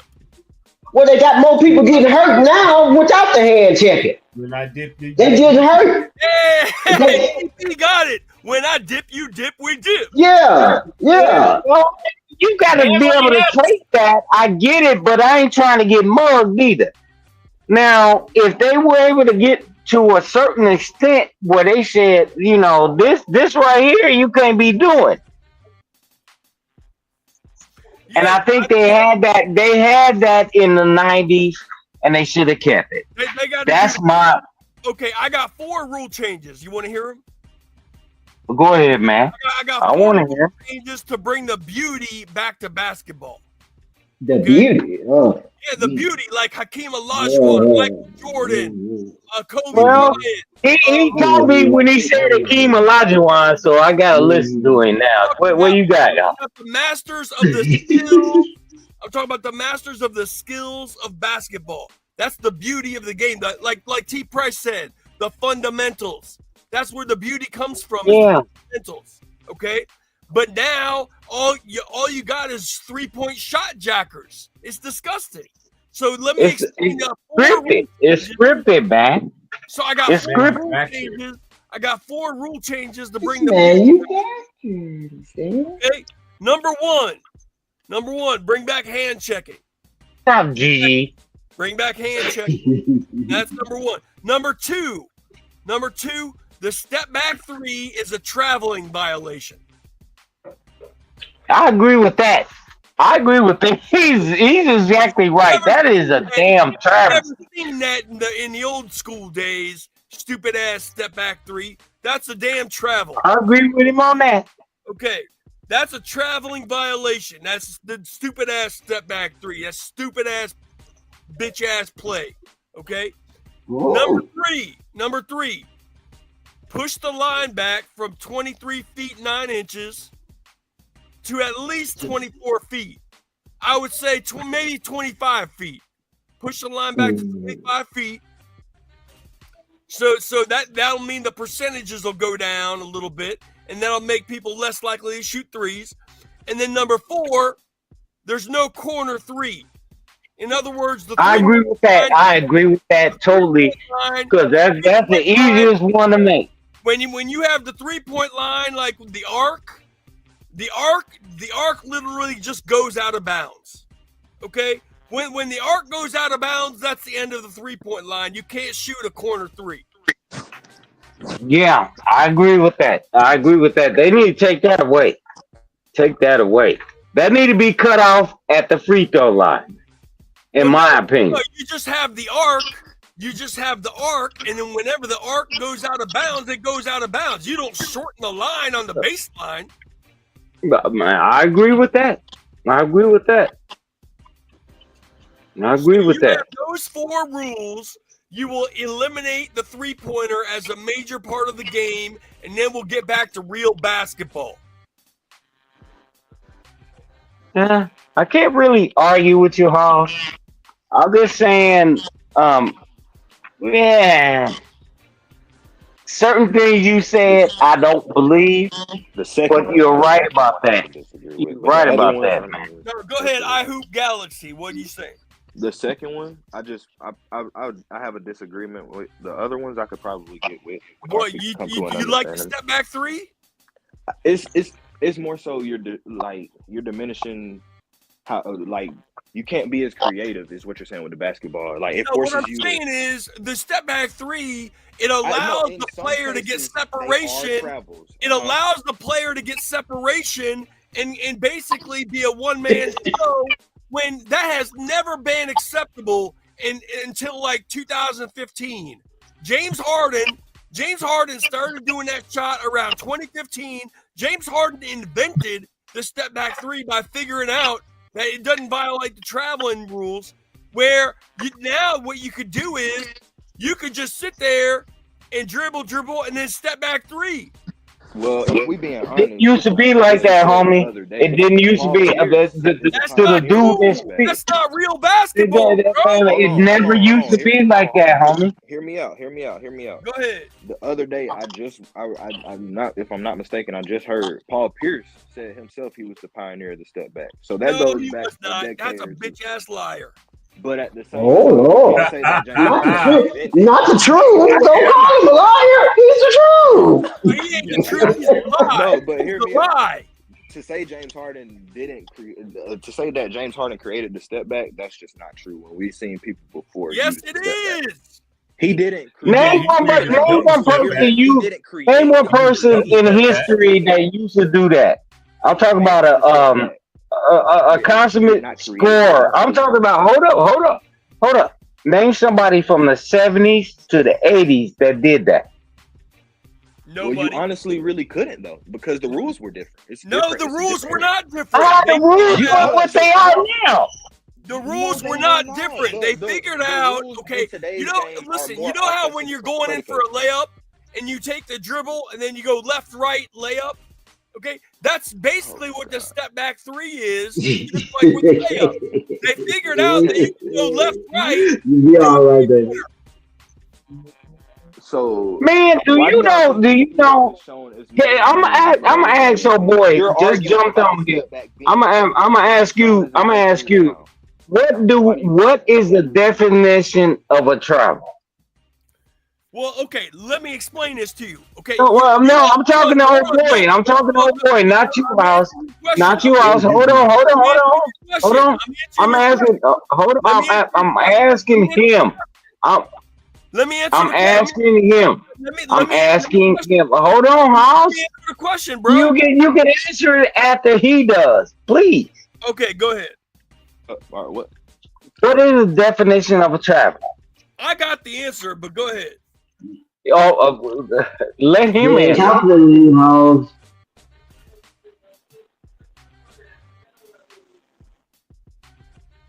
What? Are you looking this up? Oh, he fell out. He fell out. Let me answer the question, okay? Just Yeah, go ahead, House. I'll just go ahead. all understand from when we were little kids the physiological I don't aspect know what about just happened. The physiological. What's up, though? physiological. Oh, he had to go in there and Google that shit. He had to Google that. Hold on one second, bro. Oh, man. We all understand I from when we were little kids Yeah, I'll growing be up. back, y'all. We all understand. I'll be back too. It's time for me to take my medication. Y'all get your lights up. Listen, we all understand the physiological He aspect. stop. Listen, just hear me out. Hear me out. From when we were growing up, 5, 10 years old, we all understand the physiological aspect of how we dribble and then shoot a layup. You're making. Let You're me explain this. Let me You're explain making this. my Come point. on. You're literally Thank you. Thank you. I'm not even gonna lie. Keep Okay, explaining, so and I'll let's say tell you're you how you're proving dribbling. my point. Let's say you're dribbling on the right side of the basketball court. Mhm. You're going down toward the layup, right? So you Mhm. dribble, okay, and then you go, you pick up your dribble, you go right foot, left foot, layup, right? No more than 2 steps. Y'all are making my That's point. just I the swear. natural. That's just the natural physiological evolution of what a layup is. You pick up the dribble, you go right foot, left foot, layup, right? And so, technically speaking, you can do a right foot, left foot while you have not dribbled yet, okay? Because that's what a layup is when you're dribbling down the court. Well, even when you're 10 years old, people teaching you how to do a layup. You dribble, right foot, left foot, layup, right? Okay. Now, what they're basically doing with the step back three, they figured out they could use that layup rule with the step back three and go dribble, right foot, left foot, step back, lay, and then shoot the step back. But they got to figure out a way to make that illegal when you're doing a step back three, but make it legal when you're doing a layup. Well, here's the thing. Here's the thing with that. I know you about to jump in here, Gigi. No, no, I ain't got nothing to say because they've been doing it for years. They're not gonna change their rules. They're For not the gonna change guys it. that actually did it, I don't know. For the homie That's that what's just selling. jumped on you, Go ahead, dude, I'm sorry, man. you couldn't have got away with stuff like that. And I know That's I hate to officiated, keep yeah. saying this. I Mhm. hate to keep saying this, but we understood the rules. Say, That's why we were more skilled. We knew what it was. You can get away with saying, man, he done jumped out. No, he fell out. He'll come back. Yeah, he'll be back. But what I'm saying is, look, if I'm right-handed, right? Yeah. And I pick up my dribble, my left foot is not optional. Everybody know that. If I threw a pivot pass, if I threw a alley-oop or a shot, my pivot foot was not optional. Being able to get to that left foot and then do it, that's a travel. Period. We knew that. Yo, that's literally my point. That's literally my point was, and let me explain. No, I'm just being honest. Let me explain. My point was, I didn't. When I'm saying they couldn't do it, I'm not saying they couldn't do it as if they didn't have the ability to. Off the court, obviously they could.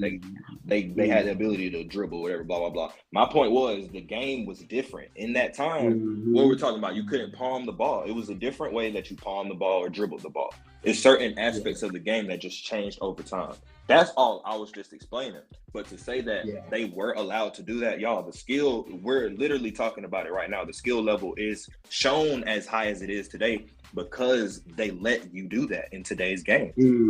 That's all I was trying to get to. Let me ask you this. Why should it change? If it didn't change for us from the 70s to the 80s, why should it change for you? Because about a few if we're being honest, probably nothing. No, a few decades ago, the game started to slow down. The pace was incredibly slow. The lowest is. Why? You didn't answer what I just asked What'd you. you say? What'd you I say? said, why should it change for you? I'm answering your question. No, for me? What you mean for me? Yeah, I'm talking about your generation of you traveling and carrying and walking. Why should it change for you? Why should it change? I agree. I think it should change. I don't think we should have the step. I'm not saying we shouldn't have the step back. And this ain't even. No, we go ahead. Shouldn't. What? Okay. What I'm saying is we shouldn't have like the ability to do the extra traveling. Like we shouldn't be able to do that. That's extra. That shouldn't be. I thought you said you disagree with my rule change on the step back three, making it travel. No, hold on. No. What I'm saying is you can still do the step back, but all the extra traveling, what y'all are saying y'all can't have the ability to do step back at all. I don't think that's true because I think that's limiting the ability to be creative with shooting the basketball. No, it's okay. not true, Wait, bro. let me ask you. No, that's not what Order. No, all it does is diminish. I want to ask him. So the ability to be able to palm a ball, right? I can do that. Right, I can. Okay. But inherently, I know I can't do that because that will be traveling. Listen, the point is that Hoop Galaxy. Listen very carefully. Let me try to break it down this way, okay? Some people will try to say that the step back three is an additional skill that has been brought to the game. I don't believe that. I believe the step back three has diminished. That's where we disagree. Hold on 1 second. I'm saying the step back three has diminished the skills of the game. And here's why, okay? Because before the step back three, you would actually have to have skills you would actually be able to have to like beat someone off the dribble or establish a post game or be a good passer in a give and go or a screen and roll situation. You couldn't just dribble, and then step back three where nobody can block your shot. The problem with the step back three is it's impossible to block the shot, bro. I don't think that's true. Can I ask a question? Did they change the rule? Did they change the rules? Did they change the rules from 2 steps? Because No, after 2 steps. what they did was they turned the layup rule that I talked about, the physiological thing where Right. it's right foot, I know left something foot about layup, that stuff. where it's right foot, left foot layup. They just using that right foot, left foot stuff to go to justify the step back three. But are they taking an extra step? Are they taking an extra step? But a fast They're break going- layup, no, they're not actually taking an extra step. The fast So how break can you layup- call it a travel if they're not taking an extra step? Because anything after 2 is a If they're travel. taking an extra Listen, step, the that's fast a break travel. That's a layup. travel. But if they're not taking an extra step, it's not a travel. That's all I'm saying. Hold on one second. The fast break layup. Thank you. I just want to make sure I'm on the same page. Hold on, let me The ask you fast something real break quick. So I layup, got you. the I got you. transition Hold on. layup where it's Okay. the transition layup where it's right foot, left foot layup. That Uh-huh. should be ruled. That should be judged differently than someone just hanging out behind the 3-point lane, going right foot, left foot, step back 3-pointer. Those are Well, two. how are they traveling if they're not taking more than 2 steps? Can I say this, That's my simple question. Yeah, go ahead, baby. Is a step? Is every step back Gigi, a travel? real quick. Uh-huh. If I'm Okay. I'm foul line extended, Mhm. and I come down, I pull up, Mhm. I stutter step. Mhm. I stutter step. That means my Yeah. left foot is pointed down, and I Right. stutter this way, never Mhm. moving my pivot foot. But Right. if I didn't go to my right foot and shoot a Uh-huh. jumper, that's traveling. How That many is steps would he take? Jordan got called on a lot of them calls as well. Let's not forget that. no, they ain't. That's He a did damn get lie. called on a lot of travel. No. They did. Stop How many that, steps man. did they take Stop then? that.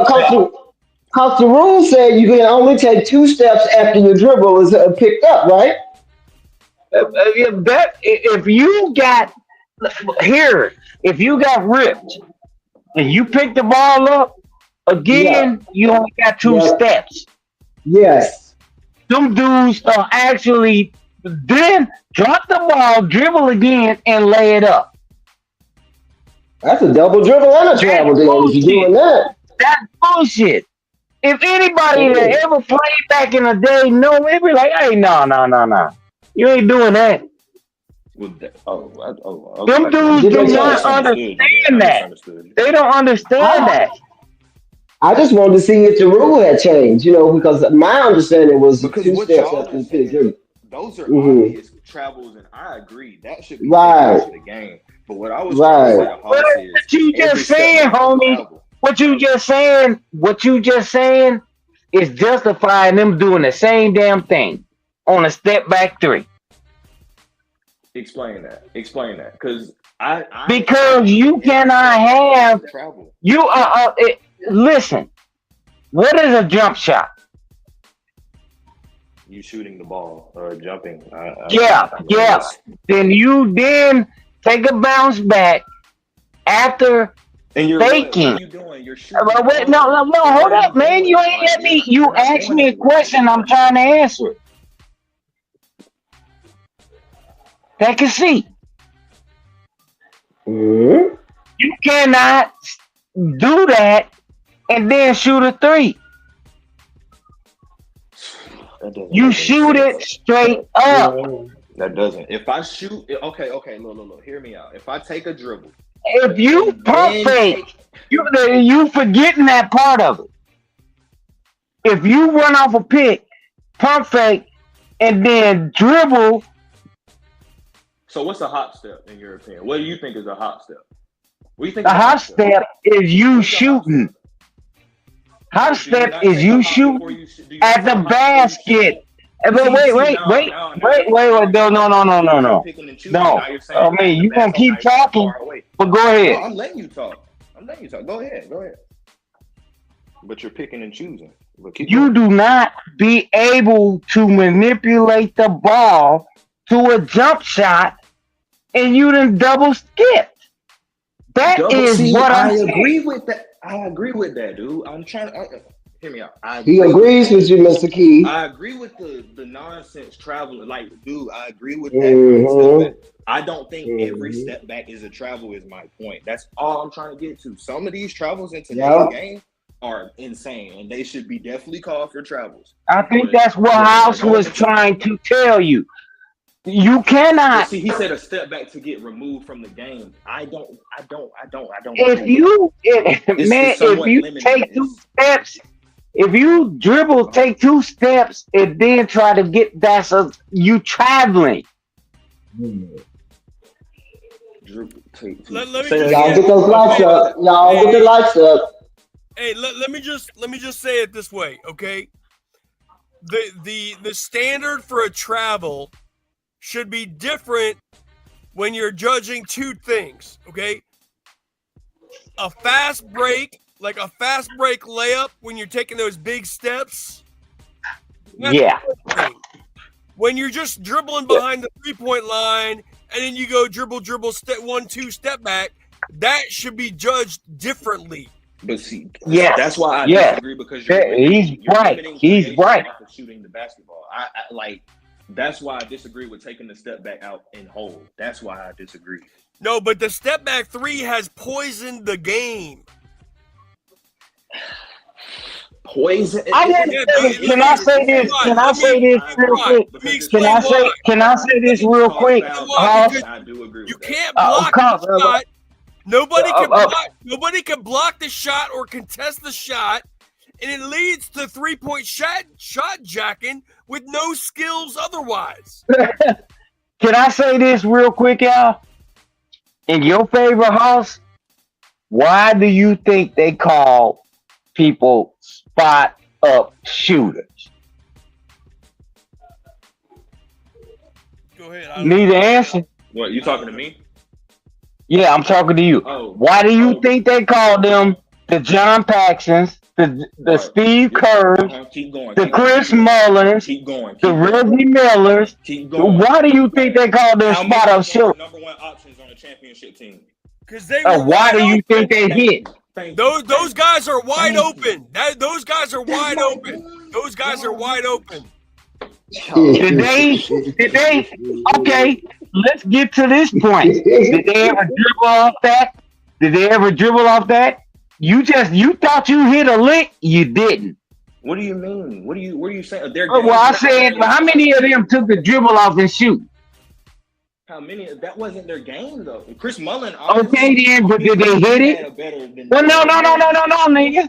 I said, did they hit it? What you mean? Did they hit what? The shots? Yes. Okay, did they take a dribble? Answer my question. Did they take a dribble and spot up and shoot it?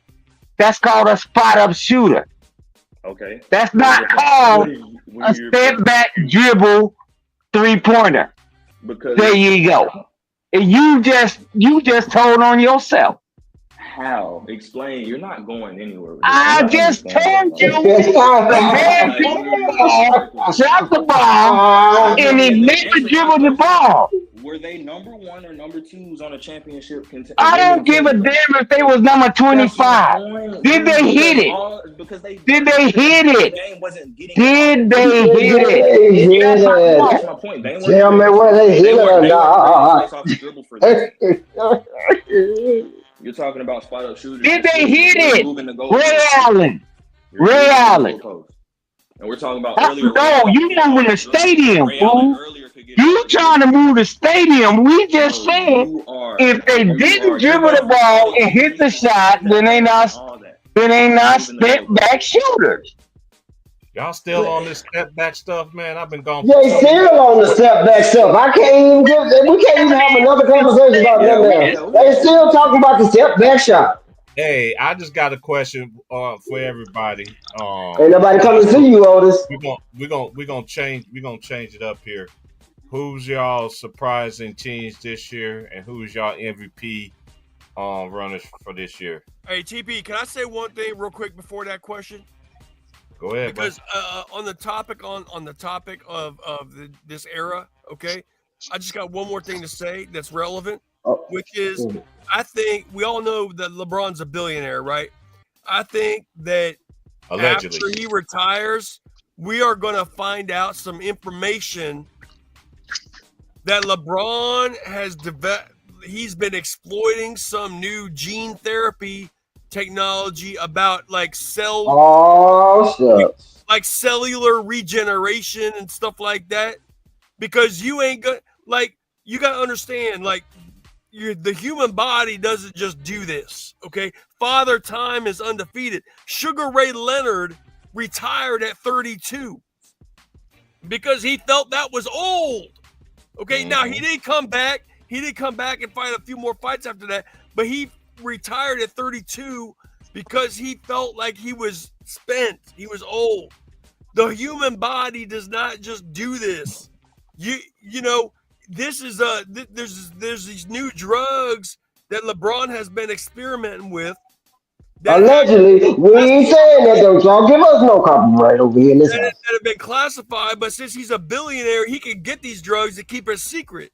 But I'm telling you, there's the cellular regeneration bullshit. He got some special sauce that's really should be illegal. That's some bullshit going on right there.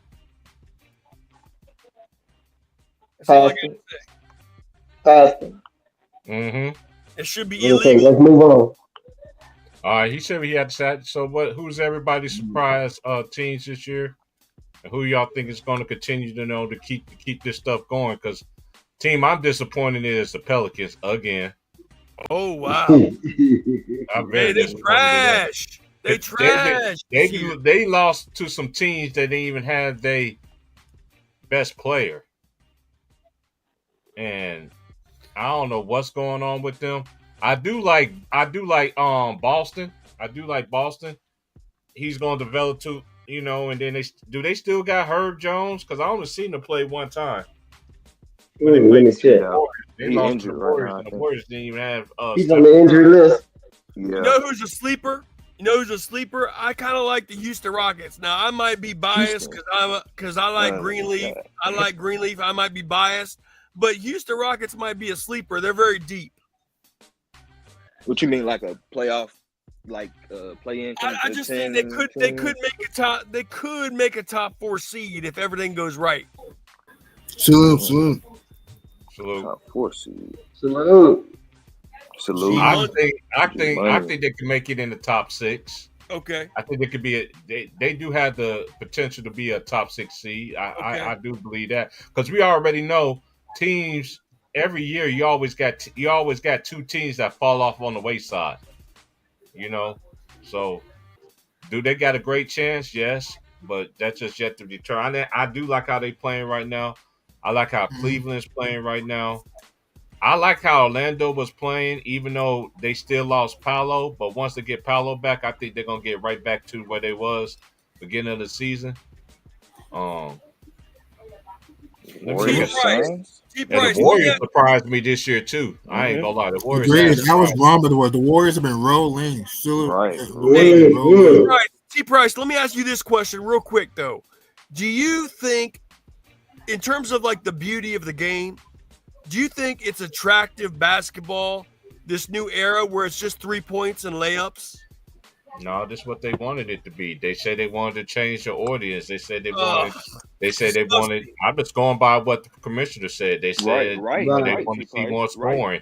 They want to see this. So now that you living with it now, like an average fan like us, we so used to every team having a big man throwing it in, playing inside out. But I really do believe that the power of the big man is going to become. It's slowly coming back. But now they say it's back, but it's back in a different aspect. No, they got to change the rules. It's back, but but the big men don't play inside. Only one that really play inside really is who? They got to change the rules. Giannis don't shoot. They're gonna have to As he change used the to. rules. Yeah, that plays like in the And LP sometimes plays inside. LP from the Rockets LP, plays yeah, inside too. and I like Yeah, Snugo. Alpha, I like yeah. Snugo. Yeah, he's good. All right, this is the stats. The Cavaliers are 13-0. The Celtics are 10-3. The Mavericks are 7. I mean, the Orlando Magic is 7-6. The Knicks are 5-6. They 4th. The Pacers are 5-6. They 5th. The Chicago Bulls are 5-7. They 6th. The Atlanta Hawks are 5-7. The Brooklyn Nets are 5-7. Miami Heat. The Nets have surprised me too. Yeah, the Nets have been playing. Mhm. They've been playing. They lost some. They've been lost some tough games and stuff. But one thing you can say, they playing a whole lot better this year than they have last They're year. scrappy. They're very scrappy. Yeah. Right. And They Cam compete. Thomas They look like every compete. time he shoot the ball, he shoot the ball with the medicine ball. Every time he shoot it, like God dang, Tell me about it. He's not bashful. He's not he bashful. be making it too. Then you got Hey, the Tom, Milwaukee speaking of Bucks me- are 4-8, and you got the Go ahead. Wizards are 2-8. The Sixers are 2-9. I'm not sold on the Sixers. The Raptors are 2-10. Let's I go was to the wrong West. about Philly. I was wrong about Philly. Oklahoma City Thunder is 10-2. Golden State Warriors are 9-2. Nice. Phoenix Ooh, the Suns Suns fell to number Suns, 3. yeah. Remember, they was number 1. They don't got KD for the next week or two. yo Mm. are 7-3. One thing about the Suns that I did like, they did address the areas that they needed was a point guard. Getting Tyus Jones and Monte Tyus Morris from Jones. Mason You Plumlee. got Monte. him, and actually they got two of them too. They got him, and they got Monte Morris. and Monte Morris. They got the best assist to turnover ratio. Hold on, my nephew's coming. Y'all hold it down. Doggone, Houston Rockets is number 5, y'all. What's Right, up? and you forgot to mention this team. The Hornets are 4-7. Yeah, you forgot to mention about the Hornets are 4-7, Bucks 4-8, Wiz 2-8, Sixers 2-9. I was wrong about Philly, and then Raps 2-10. For the West, the Thunder are 10-2, the Dubs are 9-2, the Suns are 9-3, the Nugs are 7-3, the Rockets are 8-4, the Lakers shocking 7-4 and 6-0 at home. The Gritty Grizz are 7-5, the Kings are 7-5.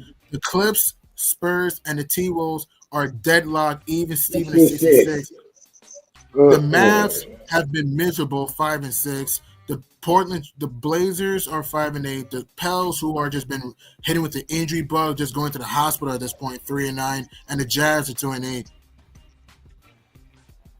It's crazy. The Pels are walking Thunder, injuries. number 1 again, y'all. Oklahoma Thunder is number 1 again. They was number 1 last year, I wasn't ain't too they? surprised. Once Chet come back though, they're gonna be back. They're gonna be. And they gonna I heard be too. that Once role. I heard And too come back, they're gonna be Facts, thunderous. facts.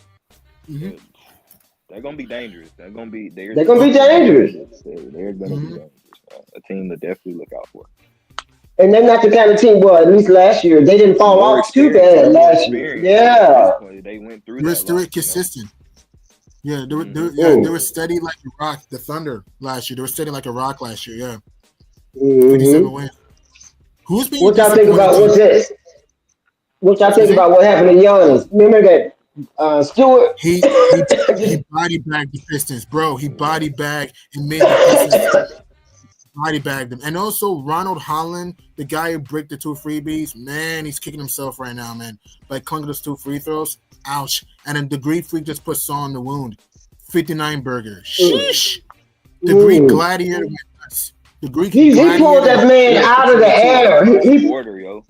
yes. He be on a mission these first 45 started to notice, man. He just be out the gate. His energy is just right there. Like you could Yeah, tell. Was it Giannis is 22? Hard.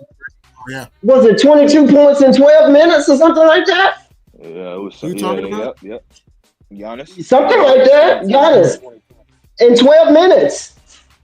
Mm-hmm. Yeah, he was going. That's He needs crazy. a better team. Roster. He needs a better team. I know the Bucks are starting to turn it on a little bit of 1-2 in a row. The Bucks right now, they've been lunch meat for every team, no pun intended. Yeah. They make deer meat Yeah. for every team. So it's like the Bucks need depth, man. They need depth. And depth. Mm-hmm. Mm-hmm. They need, like I said, they need to do something. They just need to get. They got to something press a done, 'cause reset this button. ain't gonna work out. Yeah, this ain't. If gonna I'm work the out. it's not. If I'm the Bucks, everybody that's if I'm the Bucks, anyone that's not named Greek Freak, not named Giannis, get into my office. If you know what I mean. Like Talk about trades, yeah. No, he ain't going nowhere. You know another team that I was in fact wrong to this point, the 76ers. Here's what's crazy, right? And I'm gonna get a lot of hate for this. I actually picked them to win the NBA title before the year because I thought PG and JoJo and Mad Max would be like, the big nigga cheese, you know what I mean? Like, we'll all fit together. It's just that they've just been a walking injury, man. Like, something's wrong with that team, bro. How do you lose to the Pistons? Like, something's wrong with that team, man. Sixers, this is just ain't it. This ain't their year. It's never been like that, honestly. But still, though, it's just injuries are just racking up. The season to start off, Embiid's not playing the first few games, and Paul George, he gets hurt in the preseason. Like, it seems like it's inevitable for them to just have this Max roller is here coaster too. ride. Max is here too. Max is here too. Yeah, Max did get hurt. Yep. He is hurt. It's just a He can't stay healthy. This team's a walking hospital bed, yeah. And then Embiid is looking rusty, real rusty. He looked like he didn't touch He looked rusty. Yeah. That's what I'm saying. He looked like he ramped up like he hadn't even been practicing or nothing. His jumper, he was building a brick house for the needy against my nigga Baka. Sheesh. He'll probably catch it on later in the season, but by then, I mean, he'll feel like. Can I say something real quick? Cat Williams, I call him Cat Williams. Cat is playing pretty good, y'all. He had 40-something points last night. Cat Williams is in the NBA? Not Cat Williams. Cat, you know what I'm talking about, K-A-T. I call him Cat Williams. Yeah, Carl Anthony Towns. Can I? Go ahead, Keith. I want to ask a simple question to G Money and Hoop Galaxy. Please tell me how you would work this out as a GM. I want to, when I say this, I want you to give me everything you know as far as basketball and how it works. Please tell me how you figure this out. I just want to sit back and listen.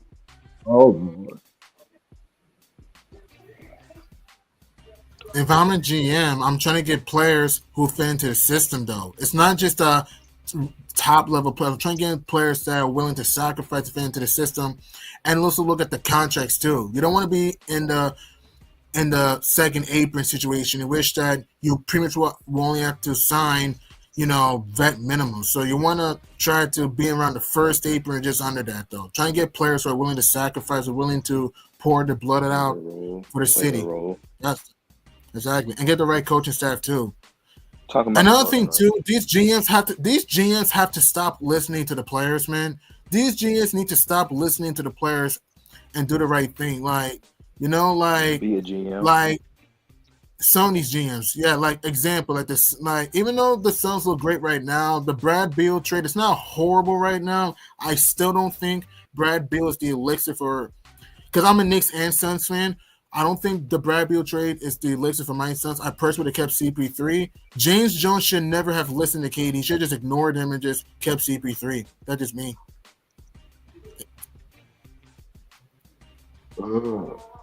Are you looking at that from a standpoint of actually doing it, or are you looking from a standpoint of finances? You have to take combination. I say combination of both for me. Combination of both for me. You have to take both of them into account. Right. You gotta look at contracts. But just real quick, do you understand talent? Yes. All right. What you just said, that's feasible financially, but it's not relevant as far as talent. Well, who makes that call, Mr. Keith? Does the coach make that call or the scout? The scouts. Stop, Gigi. Stop. Why I'm just asking a question. I'm just asking the Kevin, question: Who makes that talent call? Does the scout or the coach? I'm trying to tell him how do you. He's looking at it from X's and O's, and he's looking at it different from being able to build a team. Okay. And when you do stuff like that, if you've never experienced it, then you will look at it from a X's and O's and a financial way of looking at it. That's all I'm saying. No, I'm just asking a question. Yeah, I just want to know who makes that call. Does the coach have any input in it? Because I believe G was saying like the players were requesting certain players. So who makes that call according to talent? Is it the scout or is it the coach or the GM? It's the people that you. If you got control of your team, you know what they want, how they act, and how they gonna react. So the GM should have some knowledge of the team and what they're trying to build, right? Say again. I said so. The GM should have a knowledge of what the team is building. What the coach is trying it's to a build. hierarchy. It's a hierarchy because guys that really perform, you gonna dictate who are around you. So Rob Pelinka it's not should gonna know be dictated by the contracts. It's gonna be so dictated. It's gonna be dictated by your continuity. Right. So Rob Pelinka should know what JJ Redick needs to make the Lakers work, right? He's never gonna get that. He's never gonna get that. Help me out. So Rob Pelinka shouldn't be signing nobody that's not gonna help the. So Rob Pelinka shouldn't be signing nobody that's not gonna help the team, right? It's never gonna work out for that because anybody that come in only doing what they can do to get their contract. They don't like that dude. I'm telling you, and I'm telling you for somebody that ain't got ever paid for doing that. I ain't like that dude. I was only doing that to get my notoriety. I'm telling you the truth. Okay, I was just asking the questions. I wanted to see how it worked because I thought that the scouts were the one that scouted out the talent and presented that talent to per se whatever I'm team. pretty sure they told you, Gigi. I'm only here for the money. I don't like that dude. Okay. You tell me you ain't never heard that.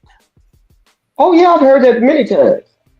Okay, There's some players only care about money. There are some players and coaches only care about the moolah and their finances rather than just, helping the team out. Yeah.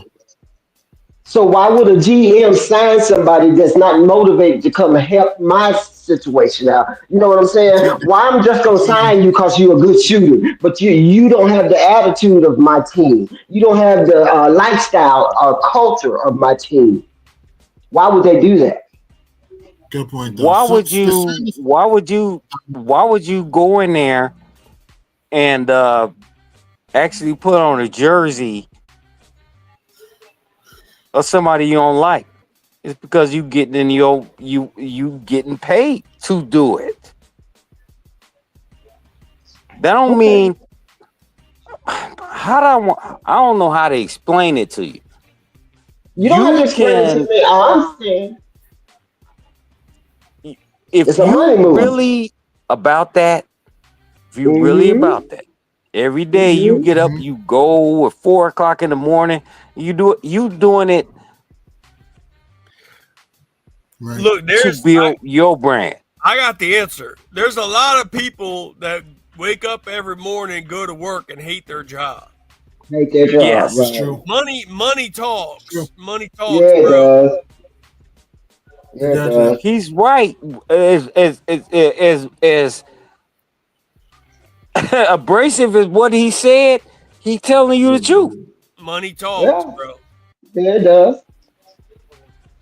Now, if here's the other side of that card he's talking about. If you really love what you do, you want to be adjacent or attached to something you believe in. Right? You could be a welder, you could be a nurse, you could be whatever, right? You attached to that. So you're going to give that extra 110%. I'm not going to be attached to something. Yeah, you paying me 50 million, but I really don't like you. You ain't going to get 110% out of me. Am I right or am I wrong, Hoss? No, but there's two separate issues there. Okay, so let's say that let me just ask you this, Keith. Is there an NBA team that you absolutely hate? That I absolutely hate? Mm-hmm. Yeah. No. Come on, there's no team that you hate? I'll take that back. Boston Celtics. Okay, so you hate the Boston Celtics, right? So you hate the Boston Celtics, but you love the game of basketball, right? So let's say that you were a star in the NBA, okay? And that you love playing basketball, but you hate the Celtics and you hate their owner, and let's say you hate their GM and you even hate their head coach and you hate the Celtics brand name, okay? Right. If they offered you the biggest contract, you might sign with them, and because you love playing basketball, but you'll sign with the Celtics because they gave you the most money, even though you hated the Celtics. No.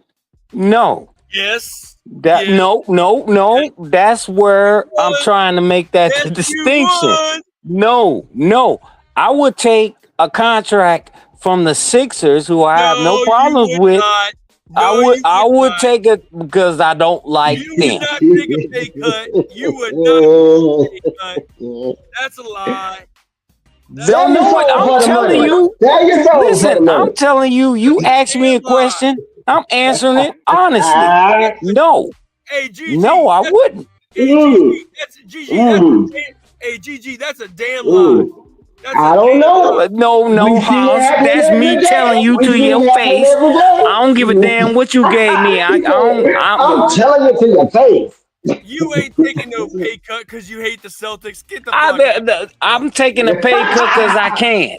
No, what you're gonna do is you're gonna take that salary that the Celtics gave you. Man, no, what you telling me is you telling me to take that like Diddy, and I'm telling you fuck that.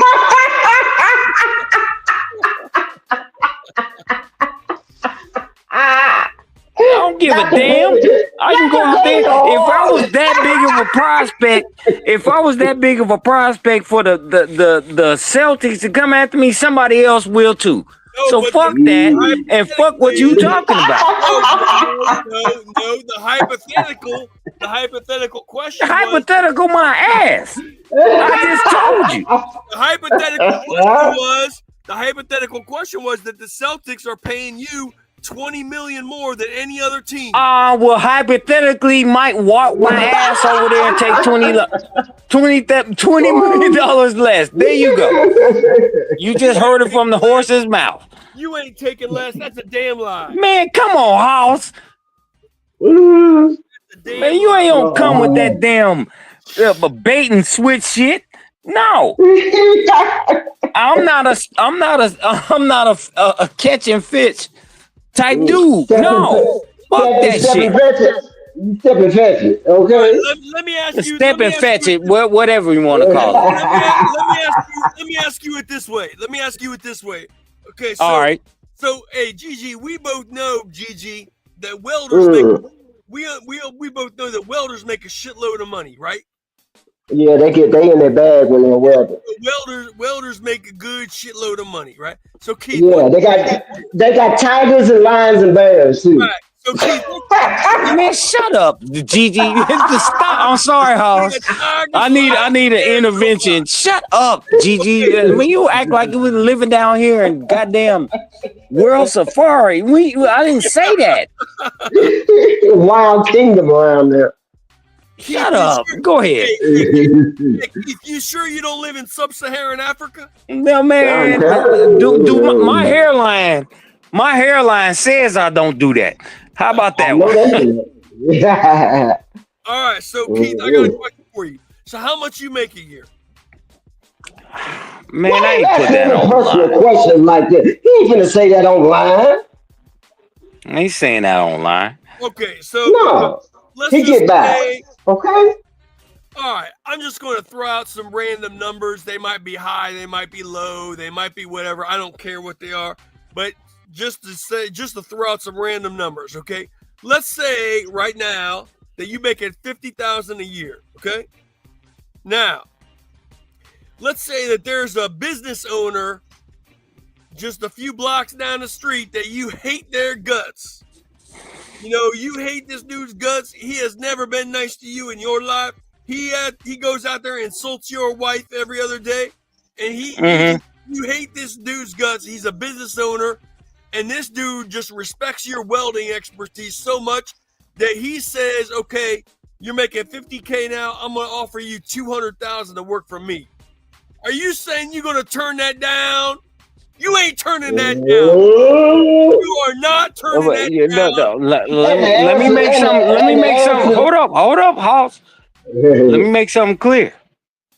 And the answer My is? integrity ain't paid for. Because if I went there and he There called you me go. an N-word the first time, I lost $200,000. You ain't turning down Yes, and that's gonna happen. Listen, I've been around here long enough to know. When you talk to old OGs like me, we ain't falling for that okie doke. Okay, we ain't falling for that. Okay, so let's say it's all the same shit, but then just leave the N-word out. He calls you Man, a he's still gonna make it hard for me anyway. So I'm cool where I'm at. You know why? Let's say he You calls know you why? soft. He calls You know, hold up, Hoss. Hold up. You got before yourself. You know why? Because I established myself before I got there. So I don't need his $200,000. You're telling me all money ain't good money. You're telling me that if you were offered, so you telling me, hey Hoss, I need $200,000. I'm gonna come on your platform and you call me an N-word, and then I'm yeah, go ahead, Hoss. So what? Bullshit. No, what we're doing, we're bullshit. No. Hey, hold on. No. Hold on one second. I just said no. What part of N-O don't you understand? No means no. The hypothetical, okay? In the hypothetical my ass. N-O. In the hypothetical, we're leaving. Hold on one second, bro. In the hypothetical, we're leaving the N-word out. He doesn't call you. He calls you. Okay. I'm telling you what I'm standing on. Take that out. Take that out. I'm saying I ain't falling for that okie doke. Let me speak. Okay. So go ahead. Go ahead, homie. Let's take the N-word out. Let's say he call you a bitch ass. He call your mama a hoe. He call your wife a trick bag. So let's say all that. Okay. But whatever you're making now, so whatever the dollar amount you is making now, let's say he pay you 4 times that, but treat you like shit. You're not going to take that man's money? You know what that means? Do you know? I want you to listen to what I'm about to tell you. No, I'm going to say no, I want you to listen to what I'm about to tell you. You could justify it by saying, okay, he treated me like I can tell you what I mean. I can tell you what I'm standing on. Let me finish. You could justify it by saying, okay, keep talking. You digging yourself a bigger hole. Let me finish. You could justify it by saying, okay, he treat me like shit, but guess what? I'm cleaning him out. I'm stealing all his money.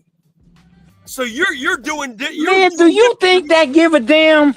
Do you think I will walk amongst somebody that I actually give a damn about and respect me, and that money mean anything? What did you just see in the current election? That don't mean a goddamn thing. Keith, what I'm saying to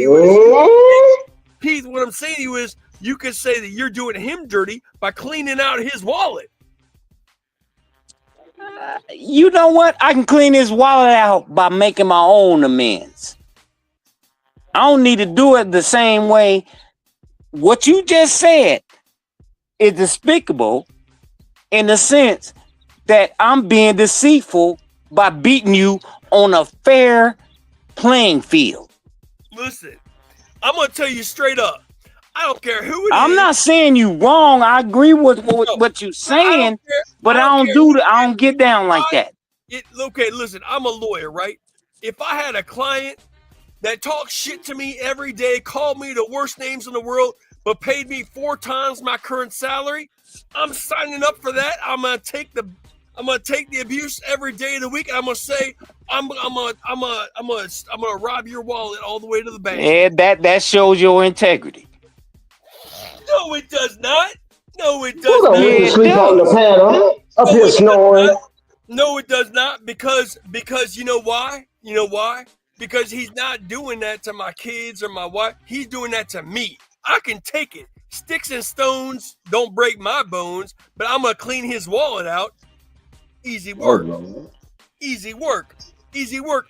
All that means is that I just have to be a thick-skinned brother and then take the abuse and then clean his wallet out because guess what? His bank account's going to look that much thinner once he pays me 4 times as much he is paying me right now. So all you do, so it's not about integrity because I ain't done nothing. I ain't done nothing that's like a lie, cheating, stealing. I'm just taking a hit for myself to make 4 times the money.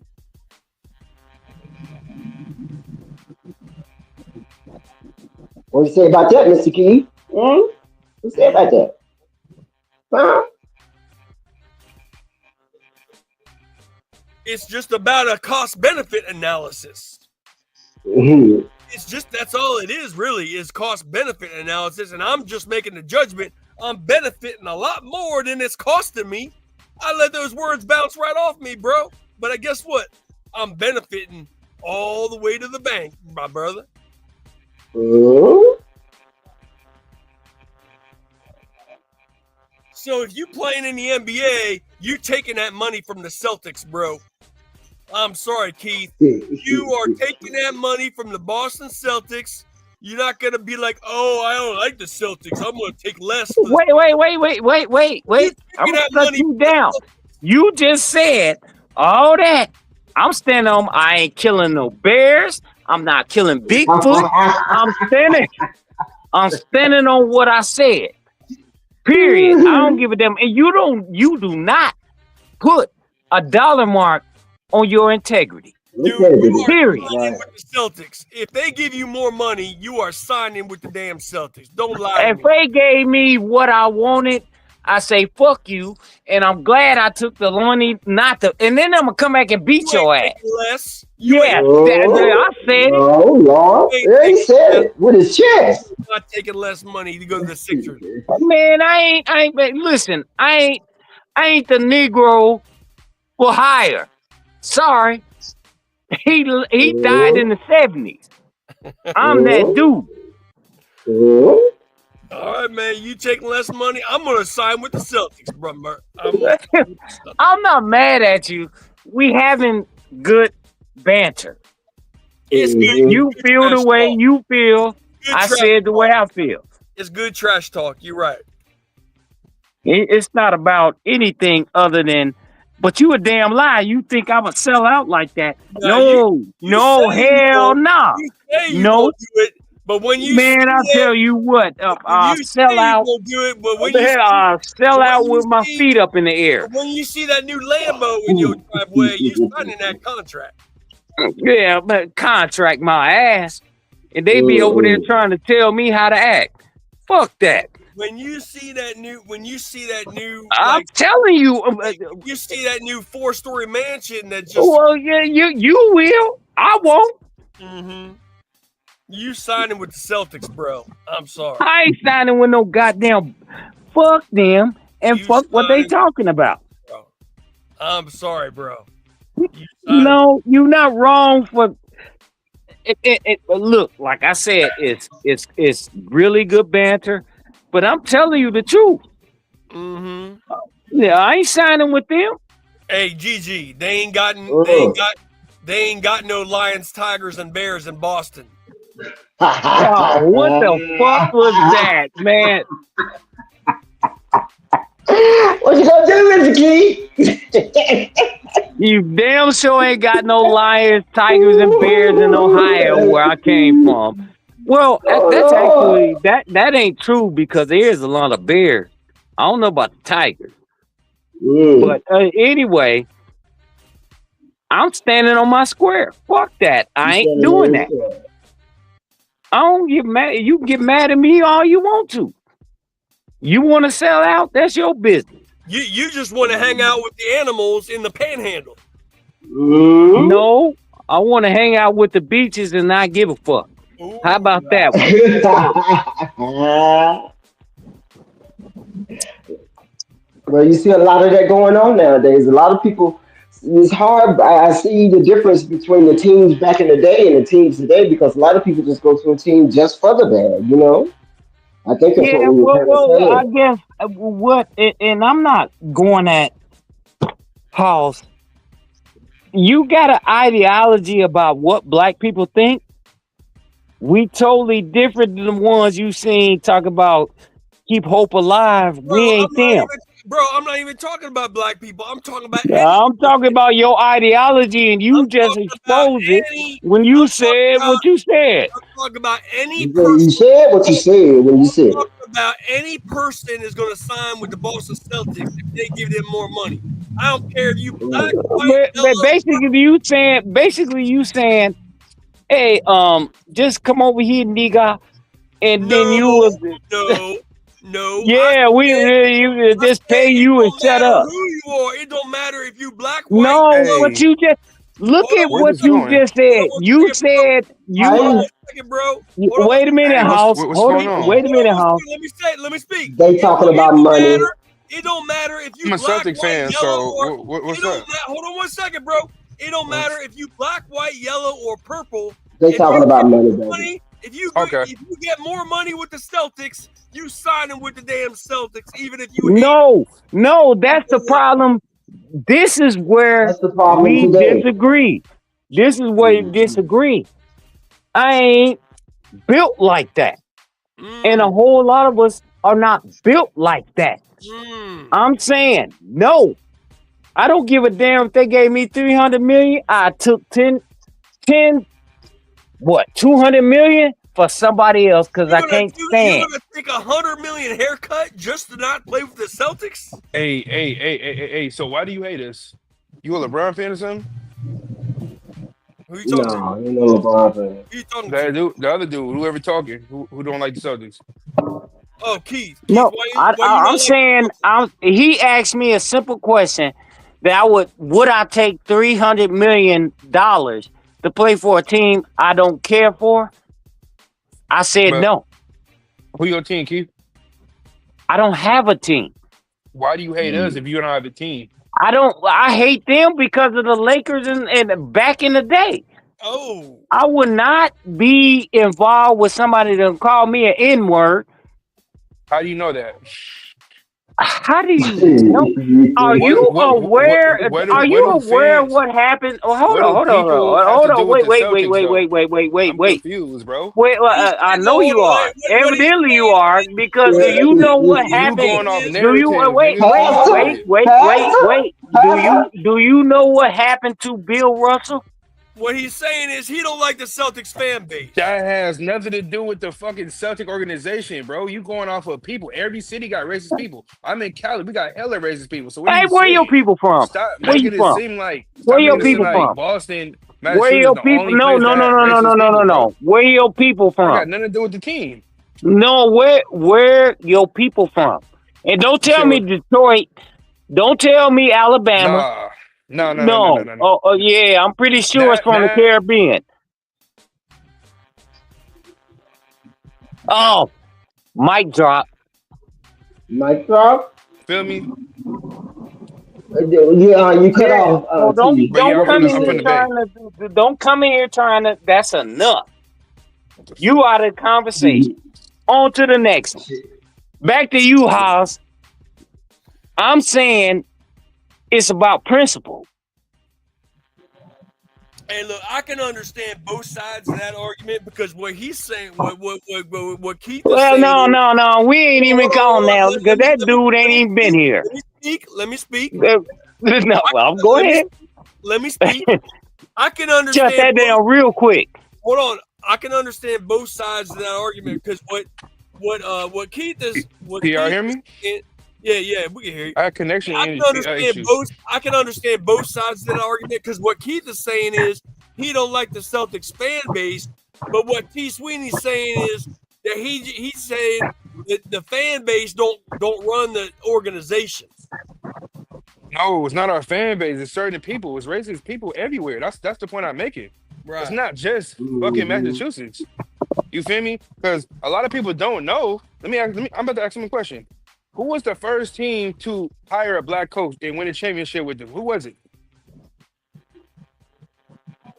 Keith? Yeah, I'm listening to you. You know it was Casey Jones. What are you talking about? No, it was Bill Russell. Actually, Bill Russell was a player and coach. That was you didn't say player coach. You said black coach. I'm talking about NBA. Okay. Okay. So back, next question. I'm not really dealing with you because you already know where you at. I'm talking about. I'm talking to you, House. I'm talking to you, House. To draft multiple black players. Who was it? The first team to ever draft a black player on their team. Who was the first team? Actually, that happened in the NHL. Oh my God! See how you deflecting? No, I'm not deflecting. I'm trying to talk to House. I ain't even got nothing to say to you, bro. Because you're not making no sense. Man, actually, I'll tell you what. What you need to worry about is your lineage. You talking to an African American? Wait. You talking to an African American? Talking to another white American, and you kind of need to get on up out the conversation. You said I'm white. This dude said I'm white. You see my picture? No, I just told you what it was. And back to you, House. Wow. We need what we need to do. What we need to do is what is that? What is that? See how you deflecting? I'm just telling you. I'm talking to. I don't know. I'm talking to. I'm talking to somebody that. I don't understand why y'all keep coming in there because me and House was talking about something. We're the only city with racist fans. That's cap, nigga. It's racist fans. How is it? But wait, why would you? I said what I thought.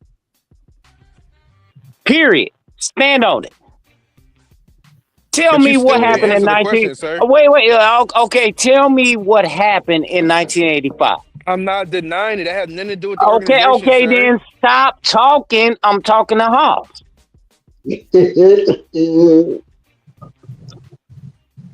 Get up off of it. I'm talking to House. Back to you, House.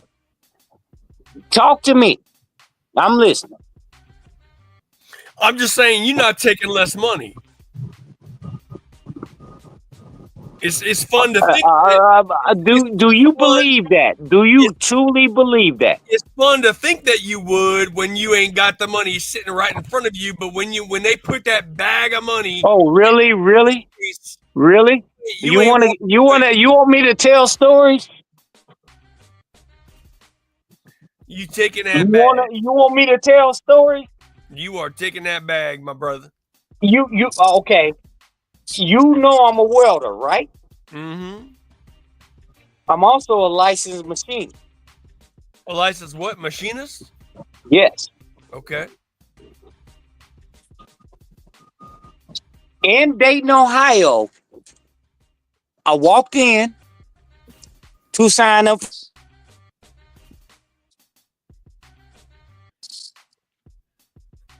Hey, you cut out, bro. You cut out. Hey, Hans, you can hear me? Yeah, I can hear you, Tweet. Hey, Hans, I'm T. Sweezy. I got a channel as well. I cover the Celtics and the Raiders. I'm tapped in with Mr. Mars. I'm tapped in with Elise. Tapped in with BJ. Oh You know, yeah. I fuck with No, Showtime. I And the hate only Mr. one who I Mars. never have, contact behind the scene with was with Ticket. And I'm tapped in with LB too. Hey, listen, T Price know me. I like all those dudes, but I hate Mr. Moss. I know Mr. you be on Moss- Rated R. I know you be on Mookie channel, but Mookie, bro, I ain't gonna lie, he hella disrespectful. Yeah, Mookie's disrespectful. And Why you don't like Moss, man? Moss. Why you don't like Twin, man? I don't like Twin, man. I don't like Moss because Mr. Moss is a weak bitch ass. He don't Wow. he don't know shit about basketball. He talked too much. He talked too much. Don't know enough. And then he says that. And worst of all, Mr. Moss says the stupidest shit about basketball, bro. Like we're talking about the dumbest shit you ever heard about basketball. Mr. Moss says it.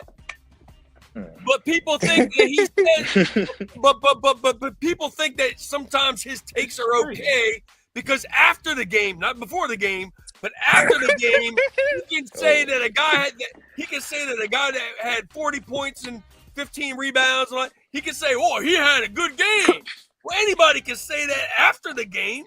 So he comes in, Johnny Come Lately, says some stuff after the game. He said Johnny Come Lately. Oh, I got all of his takes, like before the game and on stuff where he's projecting, are complete garbage. That man does not know basketball. T. Price knows basketball. I've heard T. Price like all the way back to Ticket Stream. T. Price is like on point on all of his analysis. But Mr. Moss don't know shit. Well, he ain't here to defend himself. So I know. Be pulling up in the building sometimes. I know y'all two have it. I ain't know you like. I ain't know that's your prerogative. I seen I ain't know you Hawthorne like a the few Moss other, though. I thought we was all one happy family, man. I'm just talking about his basketball takes. Okay, you fine. But go ahead, T. Squeezy. All right, for sure. Hey, T. Price, I changed my name. Hey, man, let me Yeah. talk about your Celtics, man.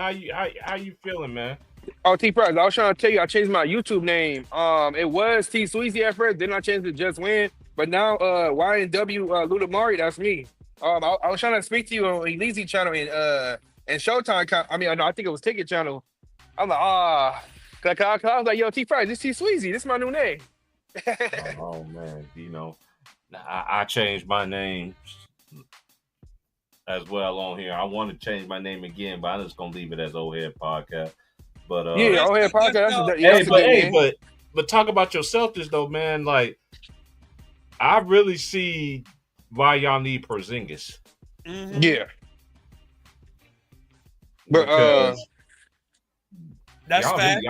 If y'all don't repeat, you must have watched the Hawks game, huh? You talking about the Hawks game, huh? Repeat. That's just my opinion.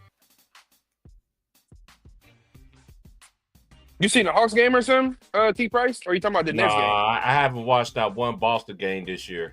Okay. I've been watching the Cavaliers because they've been undefeated. Something that LeBron they never did with the Cavaliers. Even all those T. super Price, teams he had. you cooking, bro. Even all those super teams he had, they still ain't never went. But then again, most LeBron teams don't practice anyway. So even when I watch the Lakers, man, I know ESPN is giving the Lakers giving JJ Redick his flowers and everything like that. How he changed the Lakers, nigga, he ain't changed the Lakers. They've been doing the same thing. He just doing the same thing as what was doing. Because when Darvin Ham was the coach, they was feeding AD. When you feed AD, I was surprised last night they won the game when LeBron scoring all the points and AD was in foul trouble. Yeah, he had some big shots in the fourth quarter, but I just don't see the Lakers doing anything. Now if they go against them faster and quicker teams like a OKC. They got quick guards. They guards can't guard a goalpost. The guards can't guard a goalpost. But hey, yeah, y'all, it's been great chopping up with y'all, man. I got stuff to do. Oh my bad. I got stuff I got to do, man. I will be on. Let him give you his response. Let me give you his response. I'm gonna let him give me a response. I'm gonna say my last words right quick. Go ahead, go ahead and finish what you got to say, bro. You done, O-Head? I didn't want to cut you off. Yeah, no, I'm done. Go ahead and finish what you got to say. Okay, hey, I need to get you and Hans on the show. Is it possible I can do that? We can talk about whatever. Just drop whatever that's in your channel in the comments or the private chat. I don't care how you. But I need to find a way to I send my channel. I need to find a way to reach you and Haas. You feel me? I was trying to ask Haas, but Mookie don't let me talk, so he kicked me off his channel because I tried to ask Haas a question. Man, shout out to Mookie, man. I ain't got nothing against Mookie, man. Oh yeah, no, I don't need it. I normally, I pop up with the channel here and there, but like I mostly speak on Showtime, Elise, and who else? Kareem. Shout out to the Kareem Report. He got a good thing going on over there. And I think I'm missing somebody. I don't remember. But yeah, I like your channel. I like Showtime. I fuck with Ticket. And I fuck with Elise. If Elise actually take his YouTube shit seriously, bro, his channel will be bigger. He just don't know how to do that little video edit shit. But he's a great basketball mind. Hey, why did Ticket stop streaming? What do you mean? He's shooting the Grizzlies game yesterday. Well, what's his channel? What's his Ticket channel? live stream? The one he gave Hearn? That channel that Hearn used to be on? What's his channel name?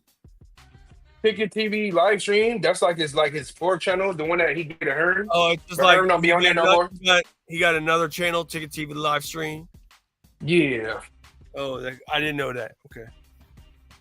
Well, I was gonna say, T Price. I was gonna say, Porzingis. He's our third best player on our team, obviously. The dude could block shots. He could score all three levels. The dude is a monster. The problem with him is just health. And Joe Mazzulla, he doesn't know how to utilize him. You feel me? The thing I don't like about my team is that we hired a puppet that don't know what the fuck he's doing. The Celtics are like a hot pocket. All you gotta do is put it in the microwave. You feel me? Ime Udoka was the best coach we had in a long time, and we fucking fired him. You get what I'm saying? And we got people disrespecting Doc Rivers, like True the King dumbass, talking about, oh, Joe Mazzulla is officially better than Doc Rivers. He surpassed him. He's better than Ime Udoka. I said, wait, hold on, Sway. Ime Udoka had the Rockets the Rockets had a top 10 defense under Ime Udoka, and they're one of the worst three-point shooting teams, and they was the worst rebounding.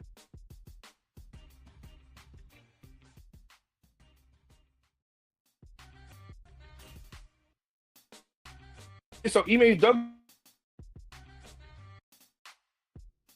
Steve Kerr, he need a bunch of talent around him, and he need good assistant coaches. See, a lot of these dumbass niggas on YouTube, they don't want to give these assistant coaches no credit. You feel me? Like Mike Brown. Can you hear me? Yeah, we can hear you. Can y'all hear me? Yeah, we can hear you. Hey, Oz, can y'all hear me? Yeah, we can hear you. Yeah, my fault. No, so Mike Brown, Kenny Atkinson, Adam Gentry, Jason Collins, Willie Green, they all played a part in the Warriors winning the championship and becoming a dynasty. You feel me? But then when all those guys left, Steve Kerr had been exposed. But yeah, I'm not saying Steve Kerr is I'm not saying Steve Kerr is trash. Joe Mazzulla, he's solid and stuff. Like, at least he know basketball. Joe Mazzulla doesn't know basketball at all. Like, he literally runs no plays. I've been exposing him. You get what I'm saying? We see Boston, they normally do good with their coaching hire, except for this one. Like people are telling me it's impossible for a coach to get carried by players. You know what I'm saying? And I said that's cap. I mean, you know what I'm saying? But Boston last year, the last 2 years under Joe, Boston is not winning games because of coaching. They winning games based off of talent. You clearly can see it. Because Boston, they had the 29th worst ranked bench in the league, and they got carried by their starting five. From Jason Tatum to Porzingis to Drew Holiday, Derek White, Jaylen Brown. They got carried. You feel me? And Joe Mazzulla was a good coach. He would do the same thing with Rick Carlisle doing. He would do the same thing with fucking Steve Kerr. What's that guy name? Spo. Spo is fucking signing players that's doing DoorDash. G League players and making them to quality role players. You feel me?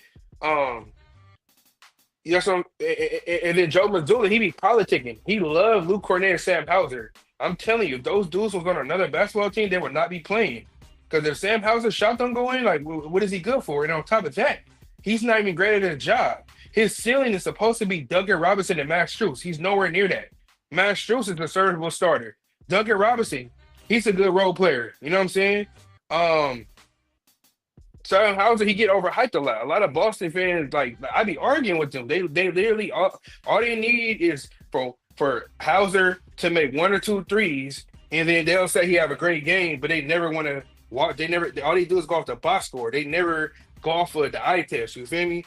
Like you know what I'm saying? Like Sam Hauser, okay, cool. He shot 39% under what? 4 attempts? That's not good. You feel me?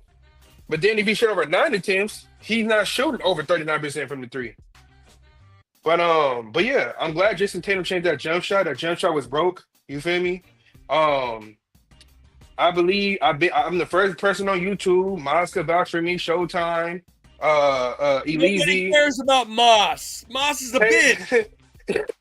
Tatum is the best small forward in the game. I've been saying that for the last 2 years. Now Mookie got that shit from me. You feel me? Because I'm the one that told him that. You feel me? And you know who Chilltown is from the player choice? Yeah. Yeah, I got Chilltown saying Tatum the best small forward in the league, and he's a LeBron James guy. And I got who else? I'm missing somebody. Who else I'm missing? Fuck, I told somebody that, but I forgot his name. He on YouTube too. But yeah, though, I'm the first person on YouTube to tell people that Tatum is the best small forward in the game. Oh, Elder. Yep. Elder agreed with me too. He said KD, Booker, Brown, they're not fucking with Tatum. That's a fact. And you can't take away what Tatum did. You feel me? You know what I'm saying? Tatum won a championship before he entered his prime. You know, your prime started at 27 years old. You feel me? Tatum, his rookie year, he went from what, the 4th option to the 1st option. He was averaging what, 14, 15 points his rookie year. And then in the playoffs, he was averaging about 24, 25 points a game, going toe-to-toe with LeBron James, who was arguably the first or second best player in the world, which, in my opinion, he's not better than Steph Curry. But that's for another discussion.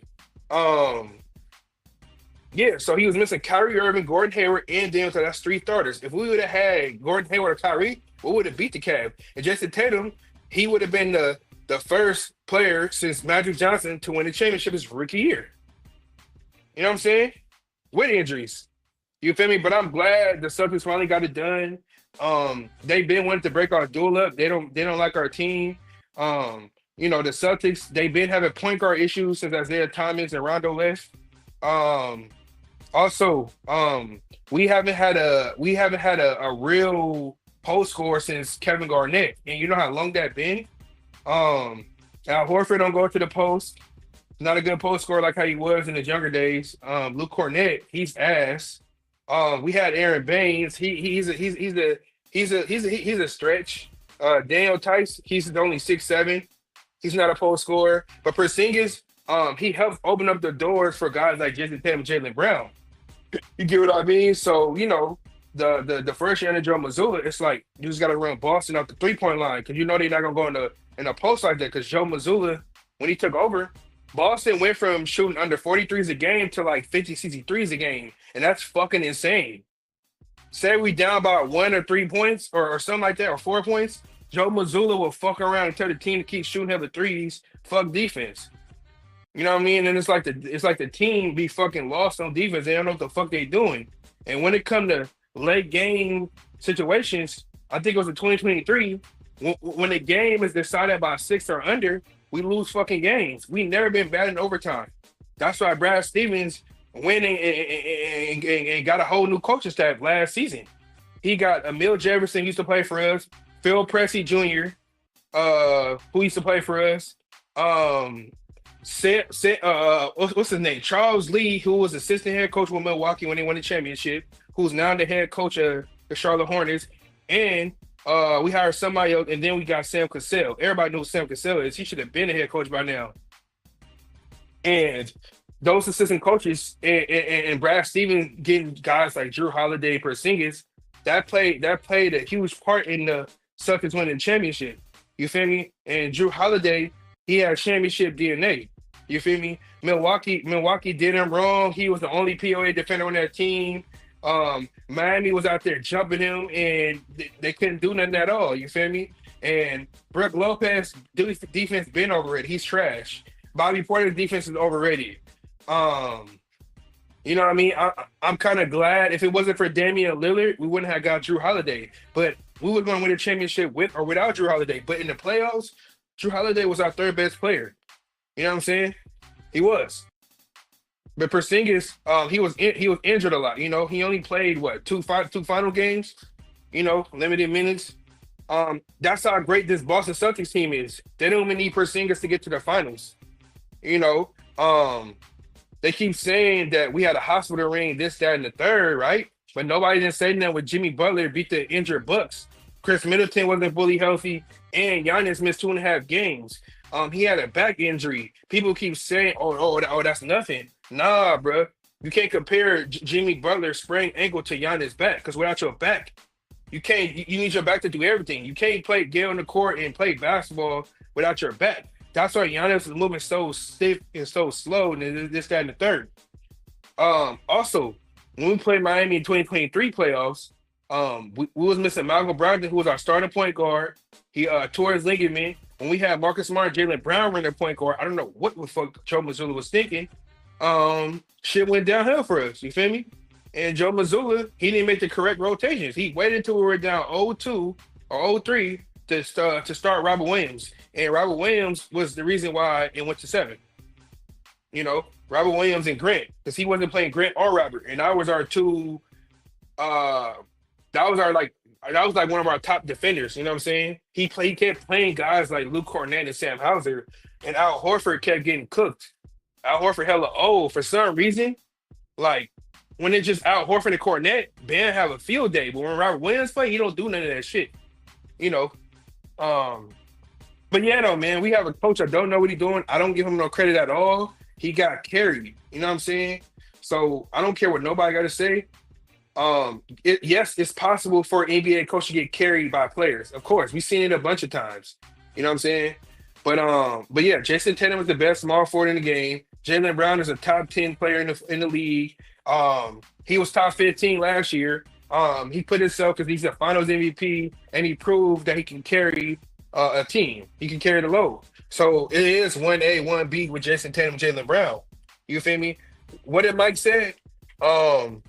Without Scottie Pippen, I wouldn't have 6 championships, and that's a fact. Because Scottie Pippen is the best defender on the team, and he can guard 1 through 5. You get what I'm saying? So Jaylen Brown and Jason Tatum, they both need each other. You know what I'm saying? And that's a fact. You know, but you know, Jason Tatum problem in the playoffs, he just didn't shoot well from the 3. That's all it was. That's why he got a new jump shot. His new jump shot is pretty. It's way better than the one from last year. But yeah, Celtics gonna win back to back.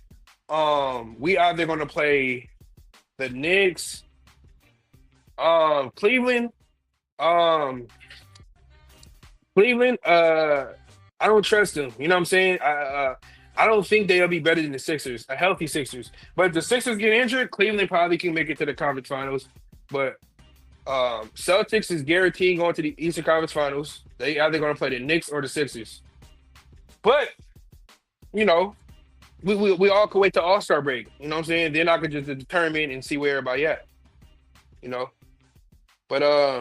But yeah, though, Haas and T Price, how do I reach you guys? I can give y'all my number or Instagram or something, however y'all want to do it.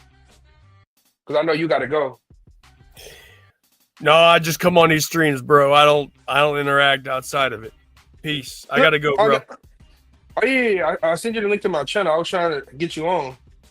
It's all right, bro. But hey, listen, I follow you and I listen to you sometime, but only too many hours in a day, man. I gotta stick with T Price. Oh no. I did 20-minute live. I'm saying I was sending. I just sent you my channel. Did you get it? Salute, bro. I mean, I listen to your channel, but I don't come on every stream, though. Okay, but it's respect. Okay, respect that's cool. To you, respect to the grind, respect to you. I love your show, and peace, brother. I'm out. For sure.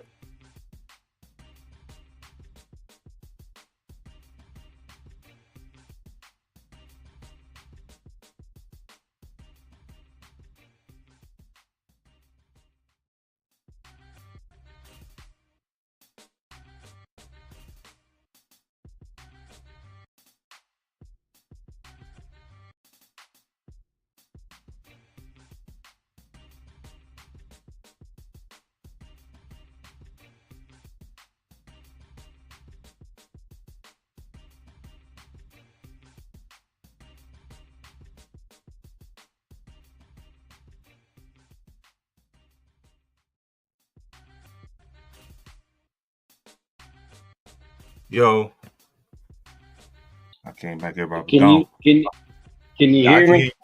Yeah, I can hear you. My fault, man. Oh no, I got started. I don't even know what I happened, got bro. I was on the phone yeah, call with the family, so. yeah. It kind of kicked me off. But yeah, I'm gonna be on early in the morning, big bro. So I drop you the link in the morning. We'll chop it up in the morning. We'll talk about what's going on in tonight's games and yada yada yada. Yeah, because I want to talk to him about go in on him. You know I was like, Yeah. Yeah. I appreciate everybody for coming through and hollering and chopping you gonna it up. get. I tell you what, if you keep doing this, you're gonna have a very big following.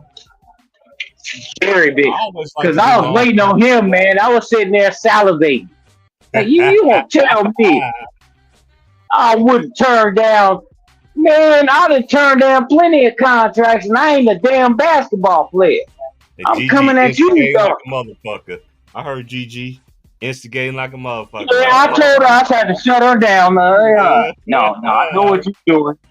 Ain't nobody know what you doing. Otis. All right, man, but we'll be on early in the morning, about 8 o'clock. Well, make sure I'm off tomorrow, so make sure you send me that. I'm coming on there. I'm calling out people, especially Gigi, because I got something to say.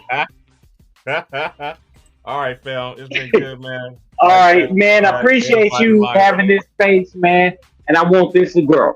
How about that? I'm down here in Panama City, kicking it live. I'm about to, but man, make this grow. Make this grow. We trying. All right, now. You are. I think you're on the right path. Hey, think you're on the right path, homie. Yeah, we're gonna get into college basketball talk. I am gonna do a game. I'm just trying to figure out how my new work schedule is gonna be. I don't know that, but until then, yeah, I'm watching college basketball. I can't. Matter of fact, let me look at the schedule right now to see.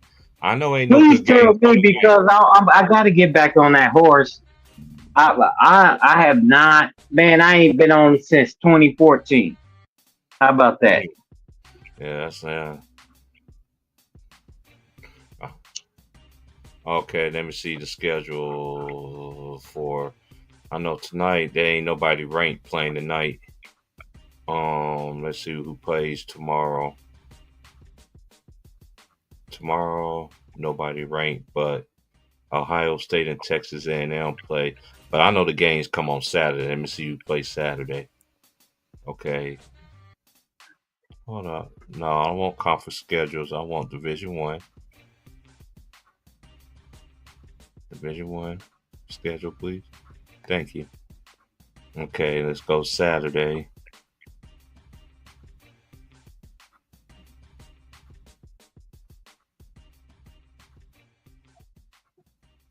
Ain't nobody really playing Saturday either. But we'll do a game though. I'll do a game Saturday and Sunday. I know everybody gonna show up and it be the games. I listen to you when you do the breakdowns, and then all of a sudden all hell break loose. So it don't break loose when you talk about college. The only time it breaks loose when you talk about the NBA. Yeah, that's what I'm saying. I don't laugh. I was like, man. And then House tried to tell me, I want House ass at back up here. If you hear in this house, I gotta finish my conversation. Talk about it. You got 300 million. Man, I don't give a damn. You gave me 100 million. I'm changing on what I just said. I gotta go back and rewind that, man. But y'all gotta get up out of here. Like, share, subscribe. Y'all holler at y'all tomorrow. Okay. All right, my man. Take it easy. And please send me the message. I will. I'll send you late in the morning. All right, but like, share, subscribe. I will be back at y'all 9 o'clock in the morning, West Coast time. Peace. All right. Thank you. All right, brother. Yes, sir. All right, my man.